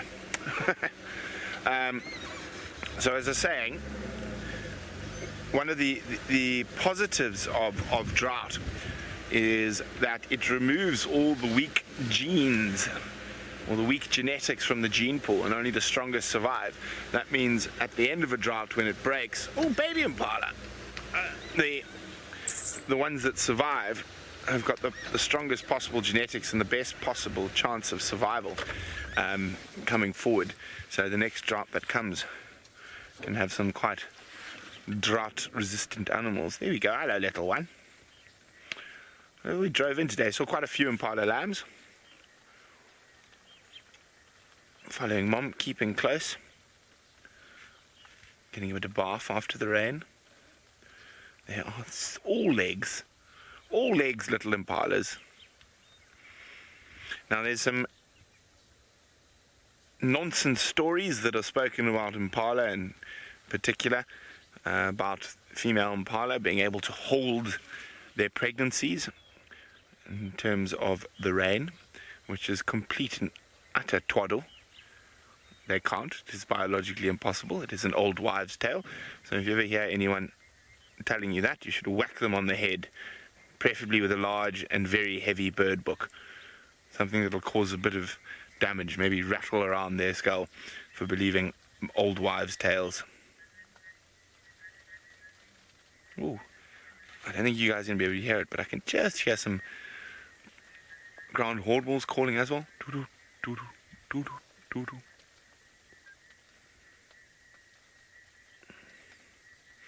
And you can hear quite a few frogs, I'm sure. You have bushveld rain frogs, mostly. I can hear some dwarf puddle frogs as well. Okay,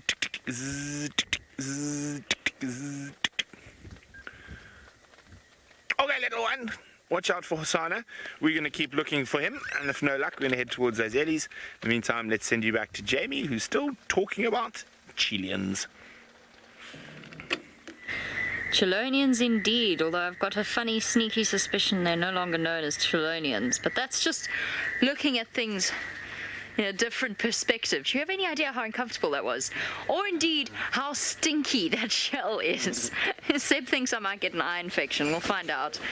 Oh, so appalling. Right. We're talking about Chelonians, or whatever they're called now. So we're talking about tortoises. Let's go with that.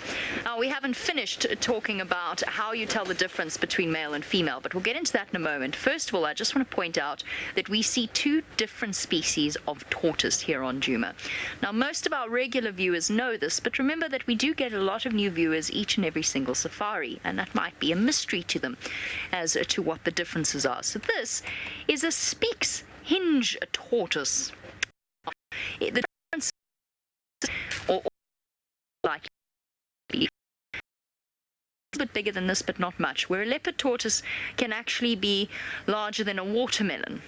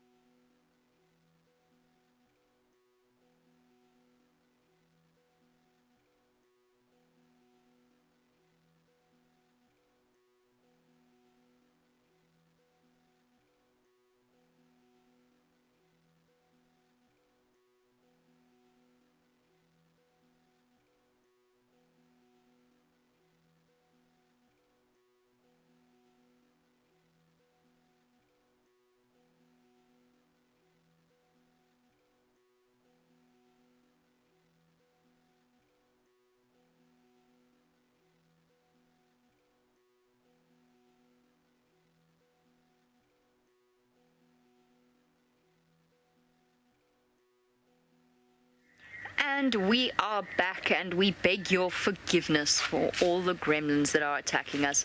To be it's the oldest scrub hair ever just ran past the tent. It's actually, no, it's gone.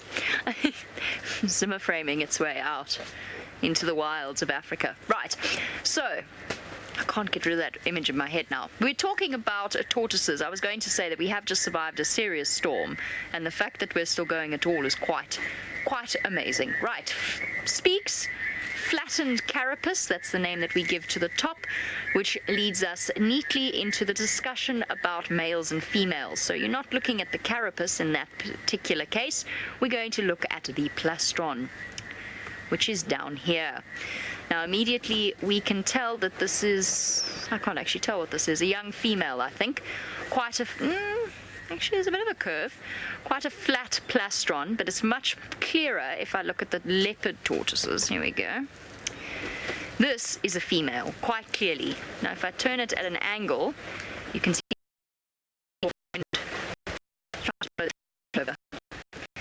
and then, if we compare it to the male over here, you can actually see he's got a nice, neat curve to the plastron. Why? Well, because at some point in his life, the male is hoping to find himself a lady friend, and when he does, obviously, he has to go through the sort of standard mechanics of producing another animal, which involves... Okay, this was a little bit of a tiny female, but it's sort of, you get the idea, sort of involves mounting said female. Remember how I said that typically females are larger than the males? Now imagine if this particular little female, who's unfortunately a baby, so she's didn't make it to the egg-laying stage, imagine if she were triple the size. The poor male, if his plastron was flat, he would just go like this, and he would never manage what he set out or what he intended to do. Hilarious watching tortoises mate. I look forward to it every single rainy season. That sounds very odd, but it is really funny to watch, particularly because the males make the most hysterical sound. They get very excited about it. Let's move on though and talk about other things. I have the microscope all prepped and ready. Focus to envy that of James Henry's camera work, I hear. There we go. So underneath the microscope is a tortoise shell. And if we have a look at a close-up, there we go. We've got the ridges and the colors of the leopard tortoise shell. So have a look at the ridges, and then what I'm going to do is I'm going to slide it forward. Quite bright, actually, this light. Slide it forward and do some shuffling of the focus. Whoops, we went the wrong way. There we go. That's the smoothed out part that I pointed out. How pretty is that? And you can really see that it's a substance very similar to my fingernail, if I put my fingernail next to it, which is, of course, exactly what it is. And there you go. That's what a leopard tortoise shell looks like under the microscope. I can't actually think of anything else to tell you about that, really. We've covered the ridges. We've covered the material that it's made of. I suppose I could flip it around. Oh, we're about to blow away. Imagine if the whole tent just lifted up and we disappeared off to Oz or something like that. Where's the tent? With the tent? Yeah. No, the whole tent's got to go with us and land on the Wicked Witch of the West or something like that. Lou wants to know if we can live stream it. If you can manage to keep the signal going as we zoom out, making some scary noises. Good thing we're tied down with really stable guy ropes. I know, because I put them up myself. Here we go. Isn't that beautiful? That's our lighting system, everyone. That's your behind-the-scenes glimpse of the roof going like this. It is actually quite worrying. Anyway, I'm happy that the rain has come. What else should we talk about tortoises? Brilliant. Paula, you have saved me from trying to figure out where I was going to go next with all of that. Paula would like to know, if a tortoise is flipped over onto its back, could it die? Well, I mean, obviously these lot have already shuffled off this mortal coil, so we don't have to worry about them being on their backs, but yes, it is possible for a tortoise to die. Basically, it flips up and it waves its little leggies, and sometimes if it's really lucky, it'll get enough momentum to sort of rock itself up onto all four legs again, but most of the time they just go like this, and they could potentially die. Typically what happens is they eat them. Hyenas will eat them. Lions will eat them. We've seen lions eat them before, apart from that one miraculous little tortoise that lay under a lion for a while. I think it was one of the sticks many moons ago. So yes, they could potentially die. Even a mongoose or something like that will actually attack a tortoise if it's tucked up upside down. Obviously, the reason for it having a shell is so that it is largely protected. It doesn't have to run away. It's got no turn of speed, although I'm always surprised at how fast tortoises can actually shuffle about. But it doesn't. Especially, Lou's added in a comment, especially our camp tortoise Gregory, who will race towards the nearest person who might be holding a watermelon. Gregory, of course, is a lady. We didn't know that when she was named Gregory. No, we don't feed Gregory in any way, but sometimes food falls out of our hands and onto the floor because we don't feed wild animals. We absolutely don't. That would be a terrible, terrible thing because they become dependent and associate people with food. Obviously, the biggest risk is monkeys and baboons.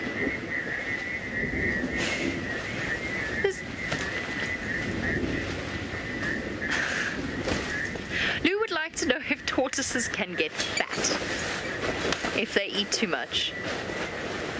Woof! Cool. We'll be fine, Seb. What could possibly go wrong? Lou would like to know if tortoises can get fat. I suspect that they probably can, but probably in the sense that they get fat in terms of their subcutaneous fat. I actually don't know. I have no idea if tortoises can get fat. Maybe it just all goes to their legs and they've just got really big legs because their shells can't expand outward faster than they grow. You should imagine a tortoise. I don't know. Somebody who can draw, please feel free to dive. Give it a go, though. Right, now enough of this nonsense. Think of something else for us to talk about. While you think of that, let's go across to David so he can keep you entertained. Idiots. Occasionally your comms break.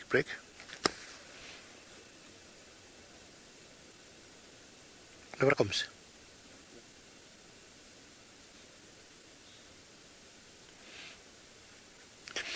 Well, we got two different species of animals here, and we got a topi and a zebra. Now, it's interesting if you notice carefully on your screen now, or both of these two animals look in black and white. Kenya is about 1 hour ahead of South Africa, and now we have gone into infrared because it has gone quite dark here. And the whole idea of infrared is to make sure we do not interfere or influence these animals in terms of their behavior, eating, drinking, movement, or whatever they could be doing. And we don't shine any artificial light on them. And that gives us a very big advantage of enjoying this wilderness for as many hours we are out in the bush. Now, there are a few animals that we get in South Africa and we don't get here, or some that we get here and not in South Africa. And one of them is the topi, or the topis that you see on the right. But they have the equivalent of the cousins down in South Africa that we call the sesebe. And this will be the sesebes of Kenya, and those will be the topis of South Africa. It's so quiet where we are. And the busy nocturnal animals haven't started to sign in. And I'm talking about the cicadas, crickets, tree frogs. Very good, very good. I think I was not listening carefully, and Lou in the final control can hear them, which make the night, a lot interesting. As much as maybe we may not be able to see them, the cicadas or the tree frogs or the cricket or the nightjars, for example, we hear them a lot in this beautiful wilderness. And regardless of the darkness, the zebras will still keep flicking their tails. And there's a third species there, that's a topi. Well done, Bungay. So all these animals have been brought here by a few commonalities. Number one, food. Enough to eat for everybody. But also, again, as you have always said, safety in numbers. So if anything would happen, or there should be a predator here, I'm sure one of them would easily pick up and warn the rest. Remember, we do a very interactive safari. Should you have any comments or questions, please keep talking to us on the YouTube chat, or on Twitter, you may use #SafariLive. How peaceful this is. I think it's time to keep going. What do you think, Bungay? We need to move on. We have done very well with those herbivores, and they have cooperated with us. They were not bothered by our presence. I put on my light, which will always shine on the road. I do not run over any scrub here or on any nightjar. And then, of course, once we spot something, we'll always switch off the light and go to the infrared. Very good. I was saying earlier, Mara is very big on certain big antelopes, and I think Brent have something similar in South Africa.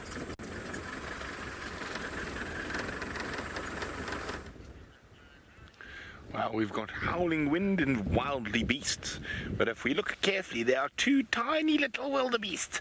And amongst this herd, of course, they have now moved behind Mom and behind the bush, but they might come out.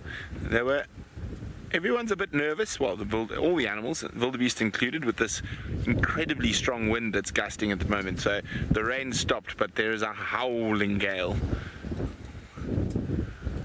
Where have they disappeared to? Trying to see if we can get a nice view of the little ones. Baby wildies are incredibly cute.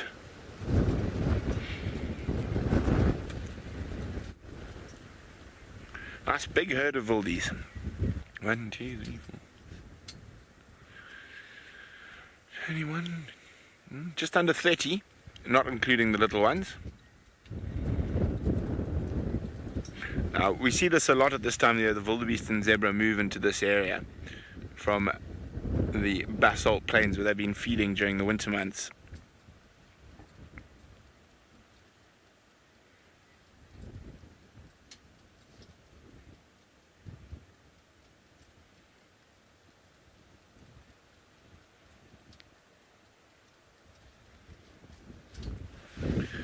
Let's try, maybe if we move the vehicle.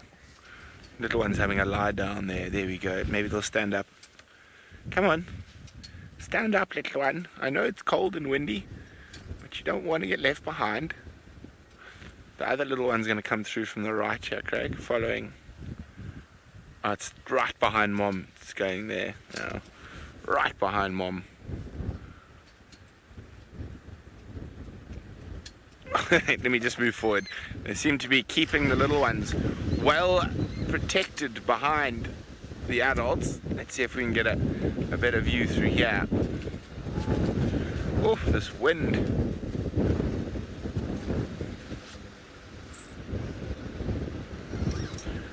Oh, it's so thick. Let's try this maybe.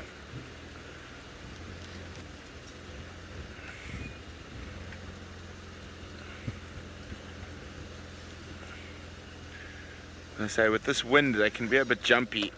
There we go, see what I mean? Off they canter. Oh, oof. Too much wind.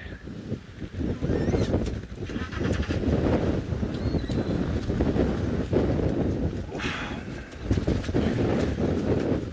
Okay, let's try this one more time, and then Shane, we won't disturb them, we'll move on. And let's have a look. Shannon is wondering at what age will they start getting their horns. Shannon, you'll be able to see them in a couple of weeks.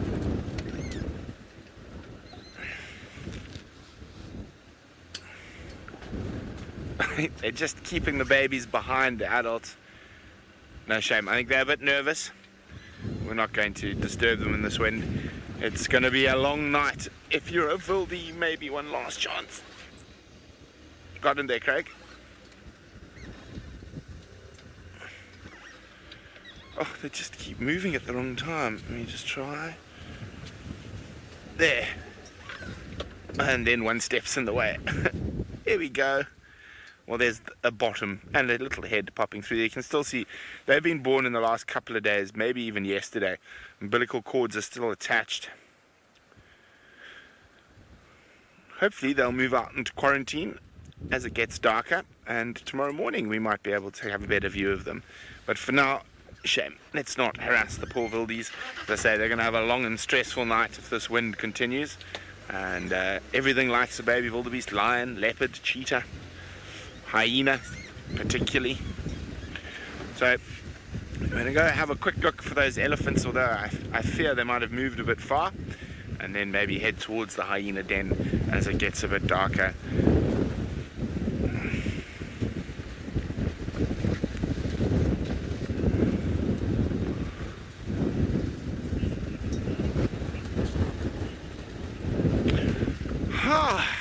Well, I'm going to continue on. We're going to send you across to the largest antelope in southern and east Africa, Toro tragus oryx.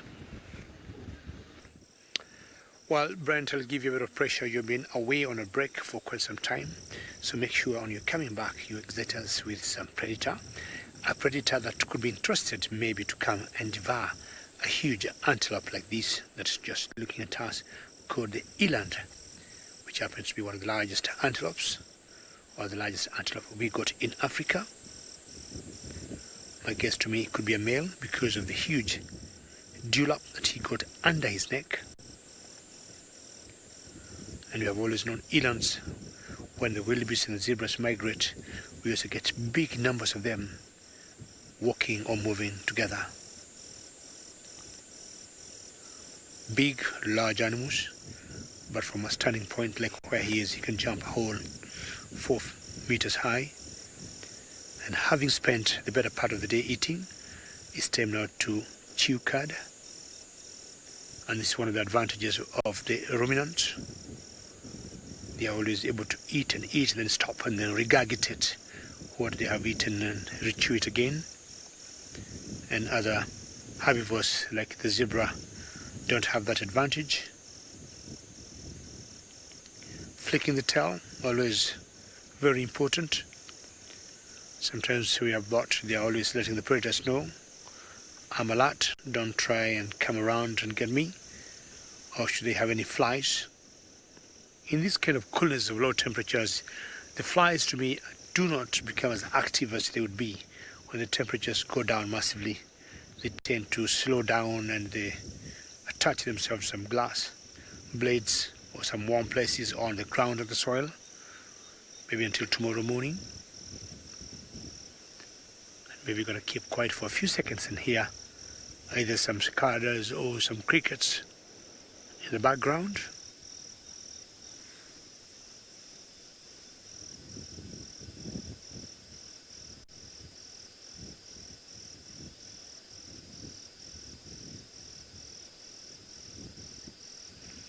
And I bet that Eland is also enjoying those very cool tones coming from those small little insects. Now I was talking earlier of what lions will be going for with the disappearance or with the absence of the wildebeest and the big herds of zebras, and this is another candidate that the lions would go for. So mainly I've seen them concentrating on buffaloes, huge buffaloes, but the challenge with the buffaloes, occasionally they normally hurt the lions with their horns when they hunt them, and sometimes buffaloes are known to turn tables and go against the lions, and it's always not a very pleasant battle to look at. But elands become as easy candidates, just like the giraffes, and as much as the elands might fight back with the horns, not as big battle or a fierce battle like the buffaloes fight back.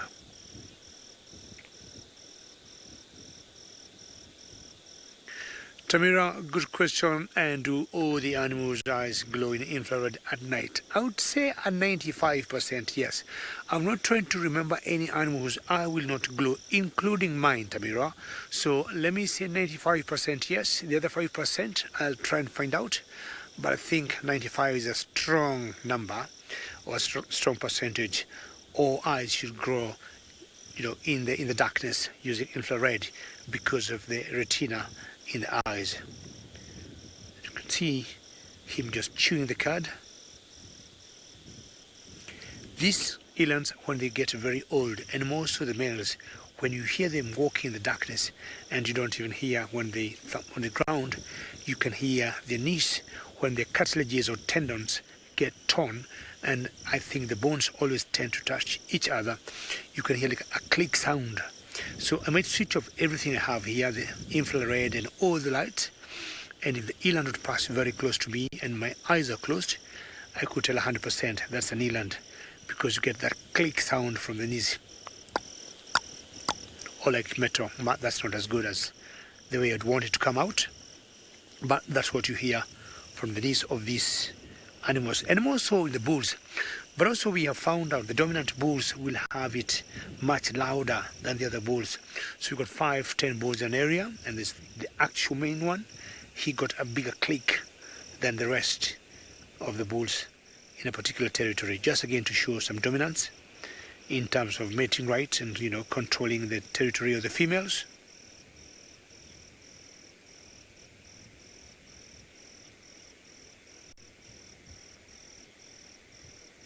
Bob, comparing tortoises and elands in terms of size, I'll tell you, elands are huge, and I would guess some of them would go up to 1,000 kilograms.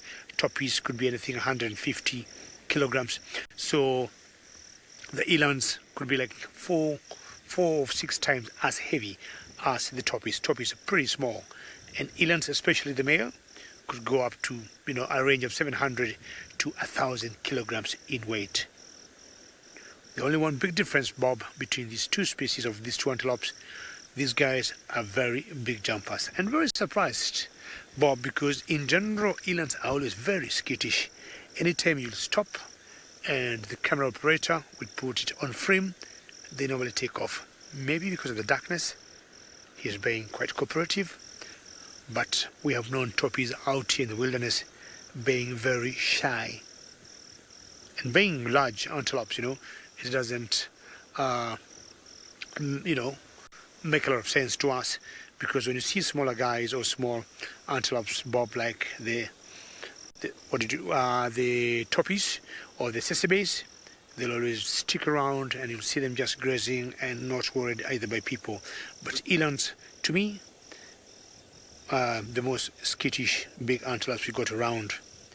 Females of these antelopes, way back, people used to milk them, and we still have, I believe, even today in Africa, eland's milk is very nutritious. And doctors way back here, they would recommend mothers who would not be able to breastfeed their babies, if they could get a choice, especially in the villages we come from, if they could get access to eland milk, it would serve same purpose, if not better. I'm imagining those days when we didn't have any baby formulas that you could buy in the shop, like where I come from. Alright, eland, I thought you should have moved by now, and because you're not moving, I will move myself. Thank you, Bungay. Shall we, Bungay? Thank you very much. Again, my lights are on, and hopefully I'm gonna spot something else.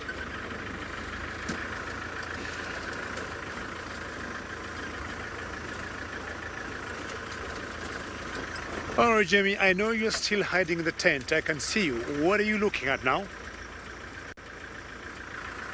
I'm looking at a leaf, David, a leaf indeed. I am hiding in the tent, and I'm sincerely grateful that I'm in the tent, because all I can hear is the wind howling outside. And while you were away, it actually broke the tent. It actually tore one of the base strips that's is tucked into one of the poles and ripped it apart. And everything went flying. Seb and I were joking it would be very funny if it had happened while we were live, but perhaps we shouldn't say that, because it could still. The reason we're looking at this leaf is because it's a very pretty leaf, and it's a leaf that when it's mature you don't get to see as clearly just how beautiful it is. Now obviously something's been eating it. Could have been a caterpillar, could have been something else. Doesn't look like caterpillar nibblings, looks like something else. But ignore that and look at the silver sheen of those fine hairs on that leaf. That is a silver cluster leaf. Now, often we talk about it and perhaps you don't get to see exactly where the name comes from. But there you can really see, especially with the light here in the tent, as I turn it over, you can see that silver shine. Now we're going to have a look at it under the microscope in a little bit. Let me just turn it over because the hairs are even denser on the underside. Why? Well, we'll talk about that in a little bit because I've actually got a sample of a fair few leaves, and we're going to talk a little bit about why it is we're so happy that it is raining and what it means for the plant life and the animals that we see every day. There we go. I have no idea what Alara Moore said. I'm terribly sorry, but we'll come back to it. Plant fur. Alara Moore said plant fur, and I cannot think of anything more accurate to describe what it is we're seeing. Isn't that absolutely beautiful? You can really see the fine hairs, and you can actually see, especially where it's been eaten, you can see just how long those hairs actually are. Now, one of the reasons why plants like this should have or would have hairs like this is to stop them from losing water or moisture. So in other words, from desiccating. And especially on the underside of the leaf, that of course is where the vast majority of the gaseous transfer takes place. So the way in which the plant exchanges or gives off the oxygen that it does, and potentially takes in carbon dioxide as well, depending on the time of day or what the plant's doing or what it needs. Now that happens in a very moist environment, and obviously that means that those openings, the stoma, around the base of it or around the underside of the leaf, because they are more concentrated on the underside of the leaf, that means that it's a great potential for that plant to lose water. And having these fine hairs is one way of helping to prevent that. So whether it's preventing the movement of air across the surface of the stoma, which causes evaporation, or whether it's simply providing a nice trapping point for the moisture to collect rather than the plant losing it completely, basically creates quite a humid environment around the silver cluster leaf stoma, where they go through that gaseous exchange. Now, the question is, does it do anything else? I suspect that it also might potentially be a defense mechanism against being eaten. I don't know. It obviously doesn't work. We know that a lot of caterpillar species like silver cluster leaf, and obviously something else does as well. I can't for the life of me remember what it was we used to look at on the silver cluster leaves under the microscope. All right, so I keep seeing flashes of what could be Brent's, whatever Brent is looking at. I don't know. I keep seeing flashes of some strange thing underneath the microscope, so we won't spend too long talking about that. But that's just one of the ways that the plant defends itself against the temperatures. Now, in the last 2 weeks, it's been, on average, sort of around about, I would say, Seb, you've been here, 35? More? 35 to 38 degrees centigrade. Now, for those of you that work in Fahrenheit, tough. No, I can do this. Close to over 100 degrees Fahrenheit. So it really is very, very hot. Now you can imagine what that does to the poor plants, where although they've got root systems, there's only so much moisture they can get from underneath the surface of the soil. The hotter it gets, the more evaporation, the less moisture there is for them. So every little bit counts. So these green leaves, and I've noticed there's a massive difference since I've been on leave and since I've returned to Djuma. There's a massive difference in how many trees do have their leaves, particularly silver cluster leaves. They're the sort of shining rows of silver. It's beautiful, but they've got to be able to protect themselves, because obviously they're pouring all of their nutrients and their growth into these leaves, this new life. You can imagine how incredibly fundamentally wrong it would be if they didn't have a way to protect themselves as well. Now, obviously it doesn't work completely, but for the last 3 years, it has been phenomenally dry. Before that, we actually had years of very high rainfall, and in fact had a flood in 2012, 2013. There's one point, I can't remember if it was 2013 or 14, where I got trapped somewhere. I couldn't go back to work. It was terrible. Couldn't get across the river. What can you do? Sit and drink tea. But the last 3 years have been very, very dry. So even though we've had periods of rain, it's still been much less than the average rainfall. And that's cumulative. So obviously the groundwater levels are going to drop and drop and drop and drop. The dams never quite filled up, so they obviously dried out quicker. So it's cumulative, and it's getting worse each consecutive year. Now, I don't know what this year is predicted to be. I doubt we're going to have another wonderful year of rain. I think it's going to be another dry one. Now, each and every single leaf has a different approach. The waxy sheen of the magic aguari, for example, to help to waterproof it. Right, now, not many things like to eat the leaves. Dare I mention the tannin word? Animals don't particularly like the leaves of the magic aguari, although recently I have seen quite a few elephants eating some.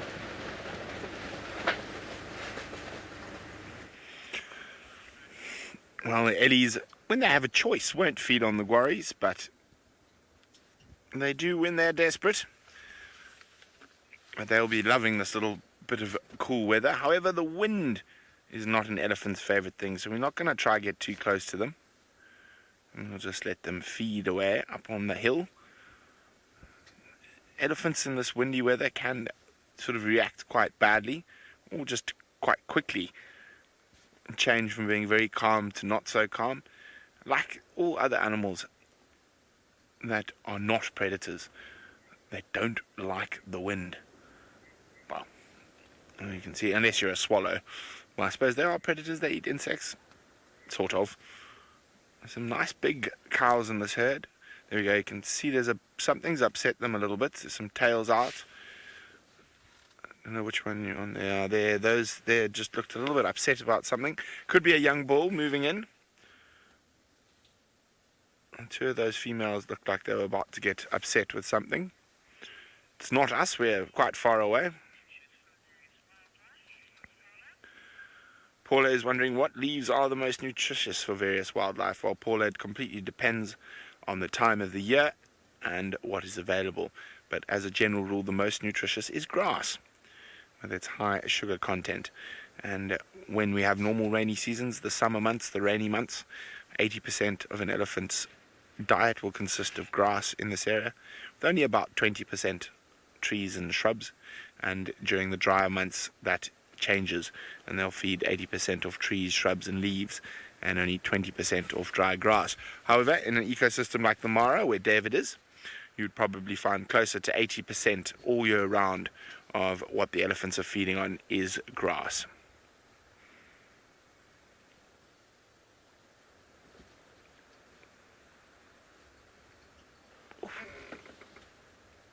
Let's hear some more thunder in the distance.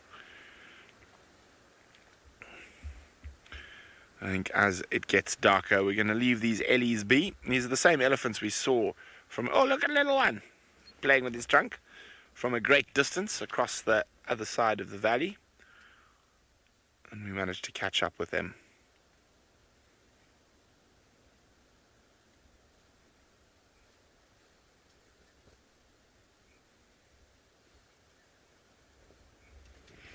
I think it is about that time of the evening where the hyenas might be getting a bit active.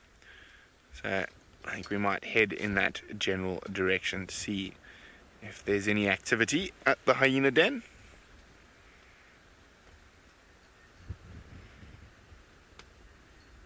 You've got to be always very careful with ellies and strong winds. And you can actually see even those big marula trees that are blowing in the wind. You can probably hear it. Very strong winds today. In the meantime, let's go across to the Mara, to Gigi, David Gitu, who has got another member of the Big Five. Well done, Brent, with some ellies, and I'm happy to hear your destination now is to the hyena den. Now, this lone buffalo here is a male, and we just found him grazing on his own entirely, which is not unusual to see male buffaloes living on their own, and especially when they get a bit tired or a bit old.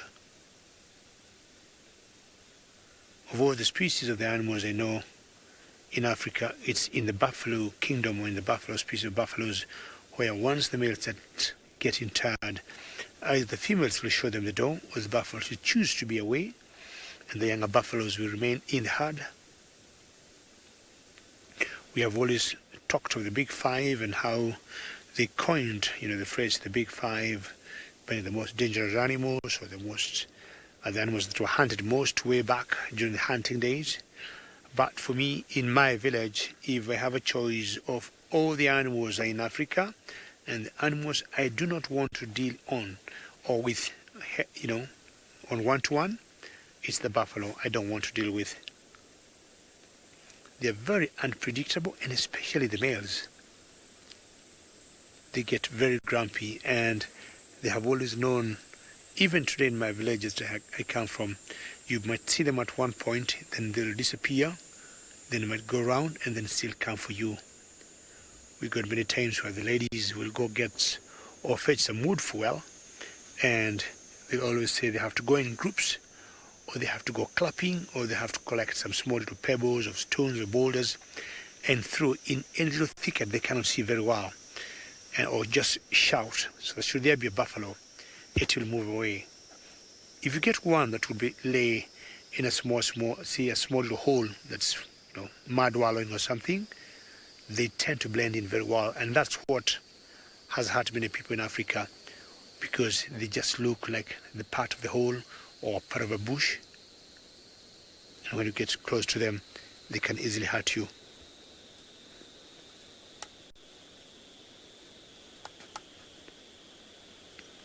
My apologies there, but there was something on the other side of that buffalo, and it just moved and stopped.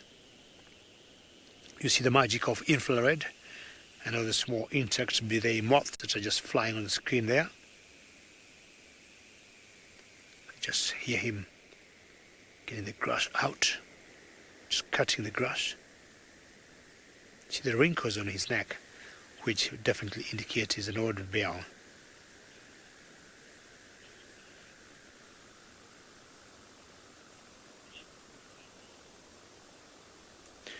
Proud Cat Mama, always a pleasure to hear your name. And I would say for me, the cats take very big advantage of the rains. And when it's raining, they know the prey and most of the herbivores do not connect very well, and their bearings don't work very well. So Proud Cat Mama would say when it rains, it's a lot easier for the predators to hunt. I've seen lions stalking, and out of 10 times I've seen lions stalking in the rain, 8 times they have always gotten their prey. So I would say in the darkness, it's very good, because lions especially like using darkness, to take cover and hunt. And also in the rain, when there's a lot of confusion on all the prey, it's a big advantage for the predators. And hyenas also, Proud Cat Mama would behave the same. All right, back on the road, back with my spotlight. Keep sporting. And you can see all this area. There's no other buffalo apart from what we saw there.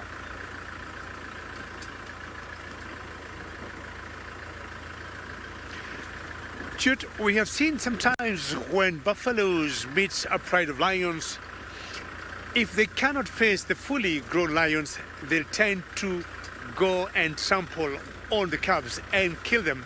And that's always an indication to frustrate the lions. That has happened many times. And when lions feel cornered, they'll do anything they can to make sure the buffaloes do not do that. Or if they were meant to hunt the buffaloes, the lions will stop doing that and just keep a very thick or very strong wall between them and their cubs. The lions become very defensive, especially when they got young cubs with them, because the cubs just tend to stop, and the buffaloes have just been known to just walk across and just kill them. I'd be happy if this evening I would see a scrub hare or a nightjar on the road. Not a chameleon. The day I'll see a chameleon here in the Mara Triangle will be a very big day for me. Not that we don't have the chameleons, but I don't think we have the right habitat, especially very close to the road.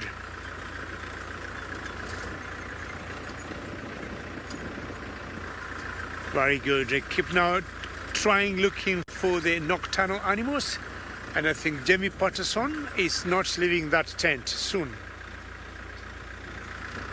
I am not leaving the tent, and in fact, you'd have to drag me outside. Seb's being very brave out there in the elements. It's not raining anymore, but it is a great deal chillier than it has been. And I have many regrets in my life, but at the moment, the most pressing is the fact that I actually wore shorts. I really sincerely regret that. Now, the wonderful thing about these spectacular rainy afternoons, we are very grateful for them, is not only is it great hunting weather for cats, if we can find them, but it gives us an opportunity to reminisce on some of the spectacular moments. Now, some of them I haven't seen, but you have. Some of them you perhaps have not seen. But let's have a look at something that I definitely have not seen, and I'm very excited to see it.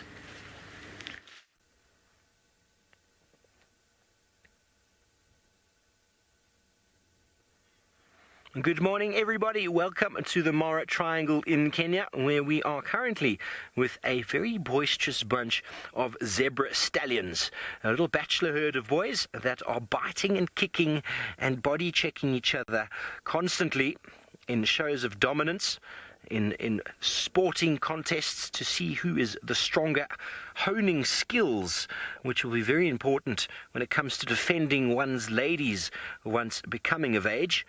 But being a group of young males, they do spend time together and, well, they need to hone their skills somehow. You can't step into the ring with a big dominant male without at least having a few sparring sessions. And, well, there we go. A little bit of boisterous happening here. They bite viciously with their teeth and they're able to kick. Connie, you want to know if the males after these battles will end up with a harem? Well, essentially, they need to be able to prove themselves, and when they move into an area, see, they all got their ears up and are kind of looking forward. There's a few groups of zebra off to the left that have potentially got some youngsters and some females in them. A stallion will have a number of sort of mares in his harem, and he'll also have some young females that are his.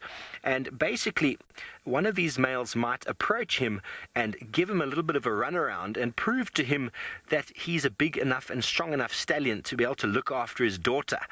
He doesn't give her away easily. He only gives her away to a stallion who can prove his worth. So by going through all these antics, they're basically testing themselves. They're working on the strength and ability of themselves to compete, and obviously then also to be able to accumulate a number of stallion or fillies or females from dominant males.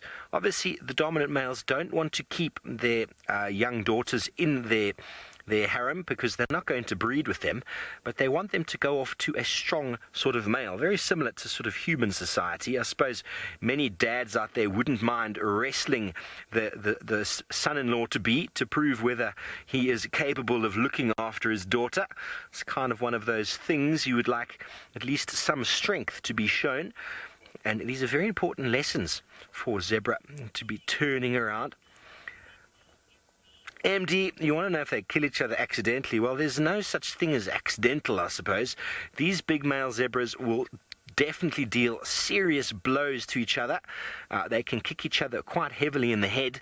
And it could lead to death. I've never seen a male zebra knock down another male zebra, an adult anyway, but they do kill young males. They can kill them.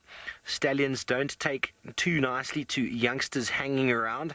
Invariably, they beat them up to get them away from the herd, but I've seen a male physically chase down and kill a young male. Ladybug, you were getting dizzy. Can you imagine these guys? So please feel free, folks, to drop your questions and comments down below. The zebras on the left are more interested in eating. Well done, Steve. That was spectacular. One might even say it was dazzling. It's only funny if you know what the collective noun for zebra is. So, fun sighting, right? Zebra are lovely creatures, beautiful, really friendly, except that, oh, why is this sticky? Ew.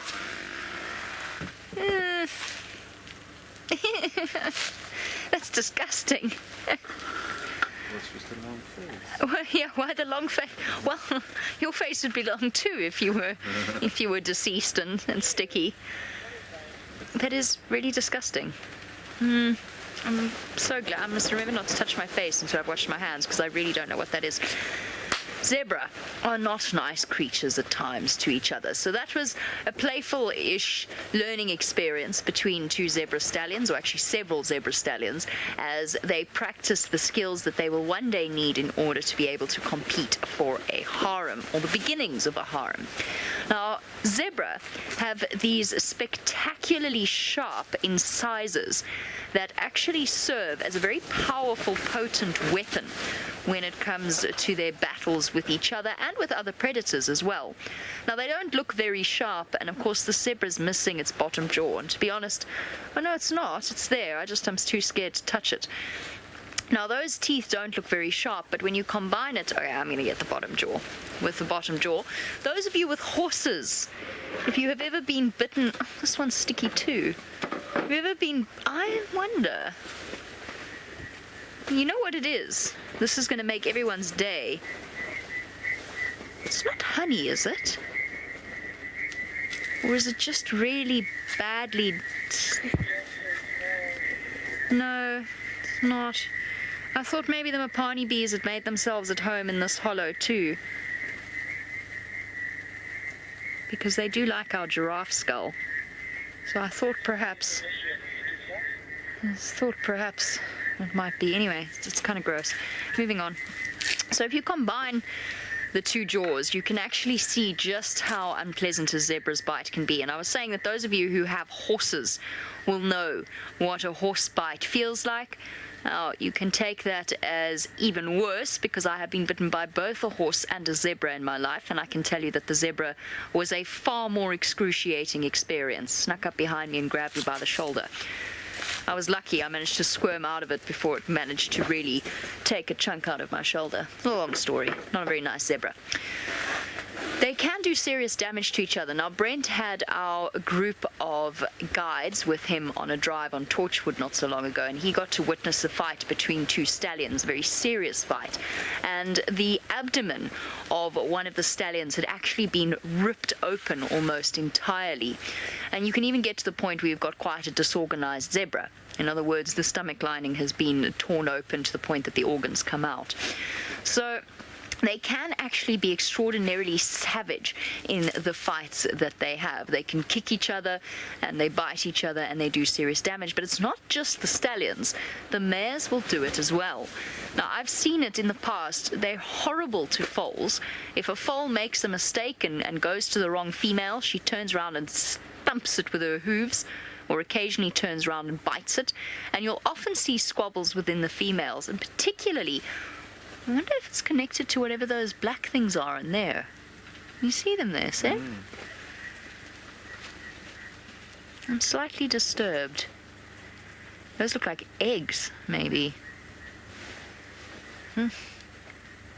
This tent could use a thorough spring clean. Can't really do much about the sticky skull, though. So the females, when a male acquires a new mare, are particularly unfriendly towards her, and they often try and chase her away, and the stallion keeps herding her back, and the mares turn around and fight her. And if any of the mares get ideas about their station, in other words, they try and walk ahead of a more dominant female, they'll actually get turned around and kicked. So zebra, I mean, that was a learning experience for those stallions. There was nothing terribly serious about it, but I have seen them switch very quickly. I've seen those sparring sessions turn ugly fast. And what you'll see with zebra, and that you didn't see in that clip with Steve, but that I've seen in the past, when they fight, you'll often see them lie down on their bellies when it gets really, really serious. And you can understand why, because I've seen so many abdominal injuries along zebras' abdomens. I can't formulate a sentence, you know what I'm trying to say. That I can understand why it would be that zebra would actually lie down in a defensive posture to stop its opponent from reaching around and actually biting at those sensitive areas around the belly where the skin is at its thinnest. Still tough skin, which just goes to show how powerful the bite is of a zebra. They're beautiful animals, but they are not very nice to each other. It's all part of their instinct and the way in which they relate to each other. Okay, Right, that was really lovely. I really enjoyed playing with that at the top of that zebra skull. I can't imagine what was on there. There is an animal that would not be bothered by it at all, and in fact would revel in a change of texture or taste attached to its bone. Let's go across to the spotted hyenas. Well, we've made our way to the den and it is active. Here we've got one of Pretty's cubs out chewing, and then there's Corky and Co up at the entrance to the den. And we could hear some elephants, probably the same ones we saw a bit earlier, trumpeting away at something in the darkness beyond us, and you can see we are in infrared light. So, of course, it enables us to observe all their behavior without interfering. Oh, that was a bit of a stumble there, Corky.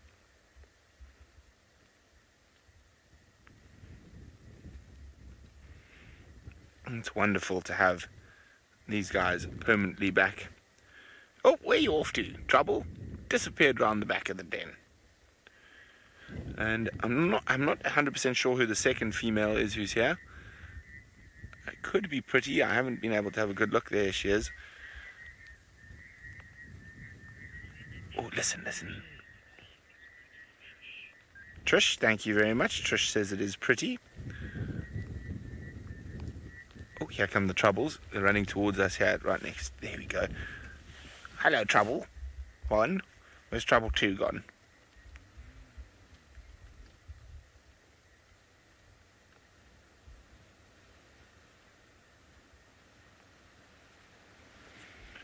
Bit of a greeting ceremony might start happening. The little ones are just charging about in the distance, round and round the termite mound.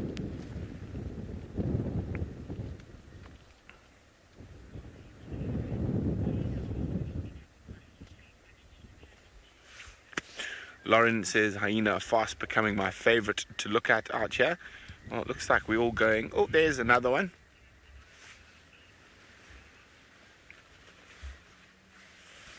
And off they go around the other side. I might have to move to catch up. No updates apart from some elephant off Mamba Road. There we go. They're all talking on the other side. So I'm just updating. There's the only other game drive I've heard all afternoon. Anthem. I'm just going to try and find my way to the other side of the termite mound.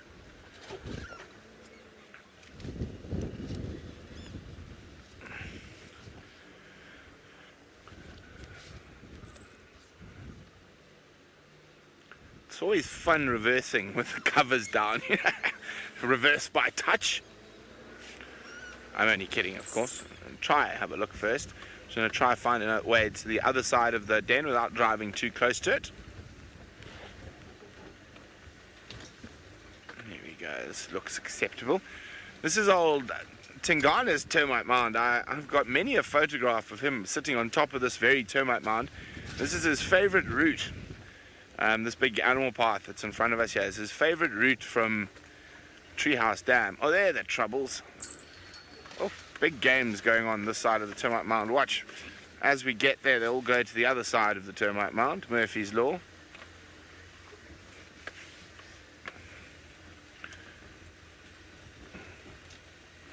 Oh, we're being charged. Whoa. We've got a mob just sort of charged up to us. Hello, all you nonsenses. We're getting all brave now it's getting dark. Coming to say hello. Do not even you think about stealing my rubber caps on my tires. Hey. What are you doing? Don't steal my rubber caps. Yes, I'm watching you. Yes, naughties. You're very cute, but you're still naughty.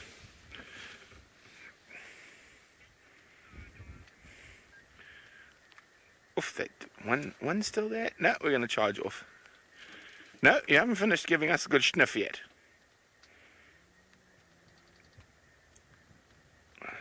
Oh, okay, now I can move. So I was actually trying to get into a better spot, and they just stormed down the hill at us.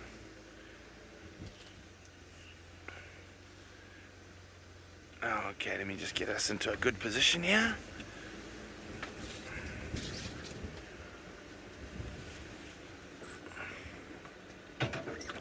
Oh, we're getting charged again. I have to stop the car. It's not letting me get into the spot I want to get into. They come running up to us. Okay, there. Let's try that. Shannon would like to know why are their hindquarters lower than their shoulders. Well, quite a few animals you'll see that. It's an adaptation for lots of different reasons. One is stamina, another is strength.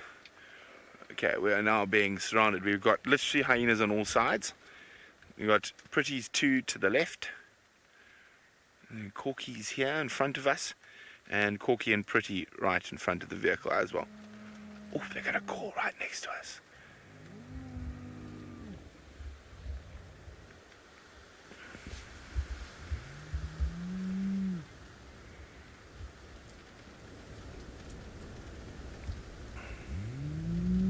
Their tails up. Just listen to these incredible sounds.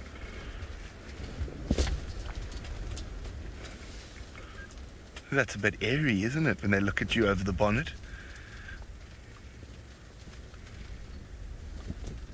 Oof! The little rocket's right next to me now. Hello. Look how close. I can't, I'm gonna have to move. Oh, I have to move slowly, but it's too close actually. Off it goes. Coming to investigate.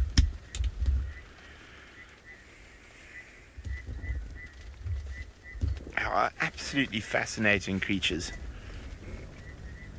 Oh, back again, Craig. I'm moving out of the way. Oh, he's too close. There he goes. They seem to be very much enjoying this cool weather after a very hot day during the day today. So they've probably been inactive for the majority of the day, and last night was quite hot as well. So these little ones think this cool weather is the best. It's weather for chasing each other around.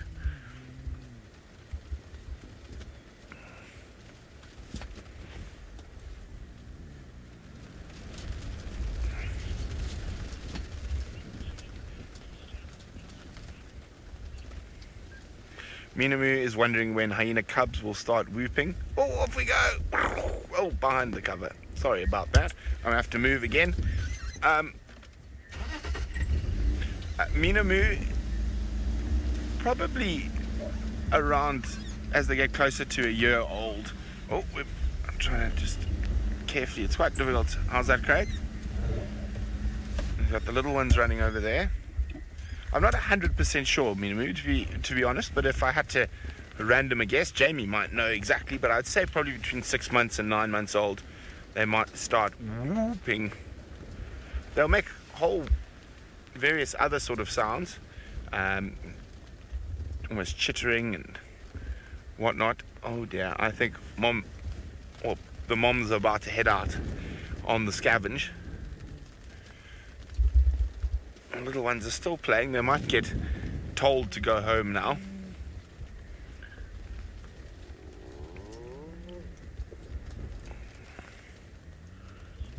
There's a big greeting ceremony going on here.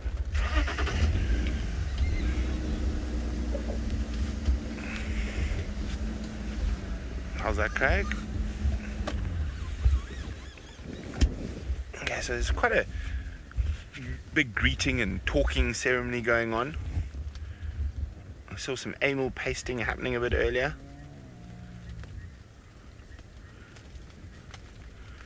But it does look like these two are getting ready to head out for the evening. Oh. And the three troubles are just out of our view at the moment. I can hear them running behind the car.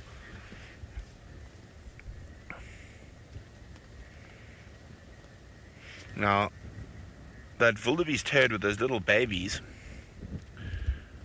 we saw earlier is not far from here at all, and that is definitely something that these hyenas might target.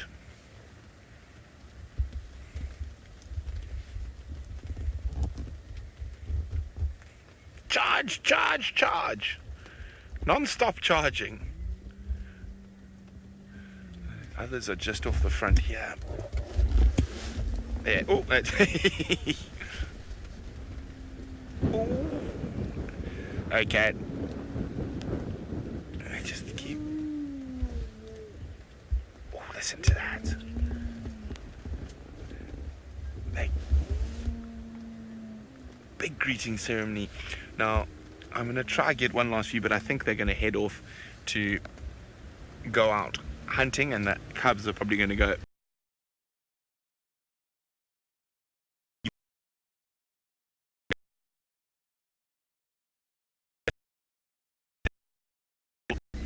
Now I need some light to escape from here.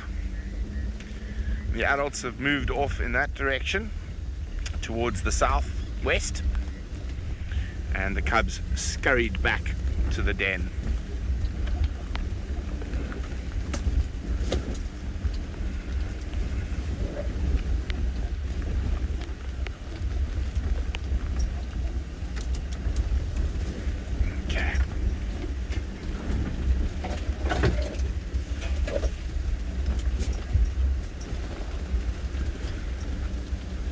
Okay, it sounds like we're having some technical difficulties, so you're stuck with Craig and I while we remove ourselves from the new hyena den. Oof! Here comes, I think that second storm might be on the way. The rain's getting a bit harder.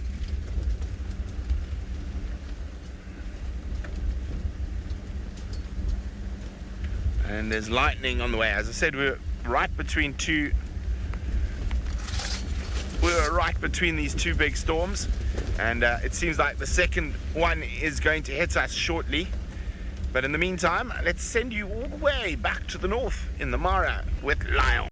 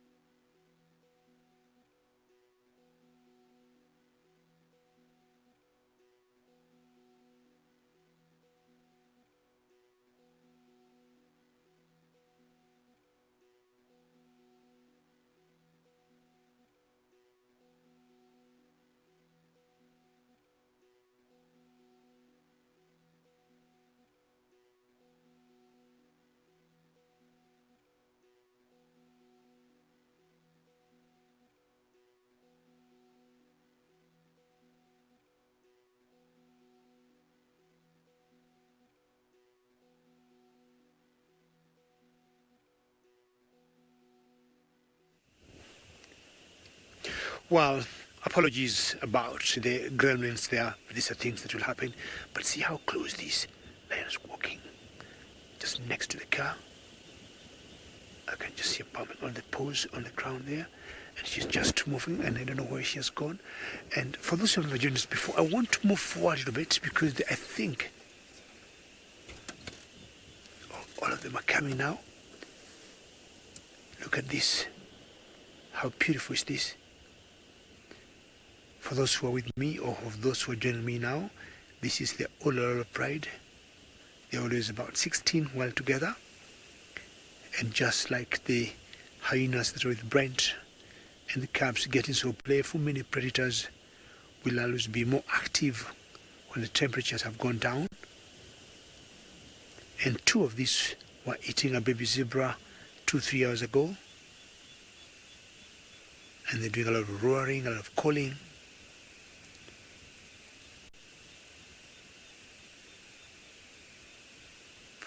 And all these are females and sub-adults laying on the ground there. Sometimes I've always thought staying on the substrate there, it gives them a bit of warmth. The sun has been heating the road for the better part of the day and takes quite a long time for the road to cool off. So having the bellies down there, it will help keep the body warmth up. And quite a strategic position they're staying in. And if you look in the background, I think you can see 3 more coming to the left. Bungay, do you think so?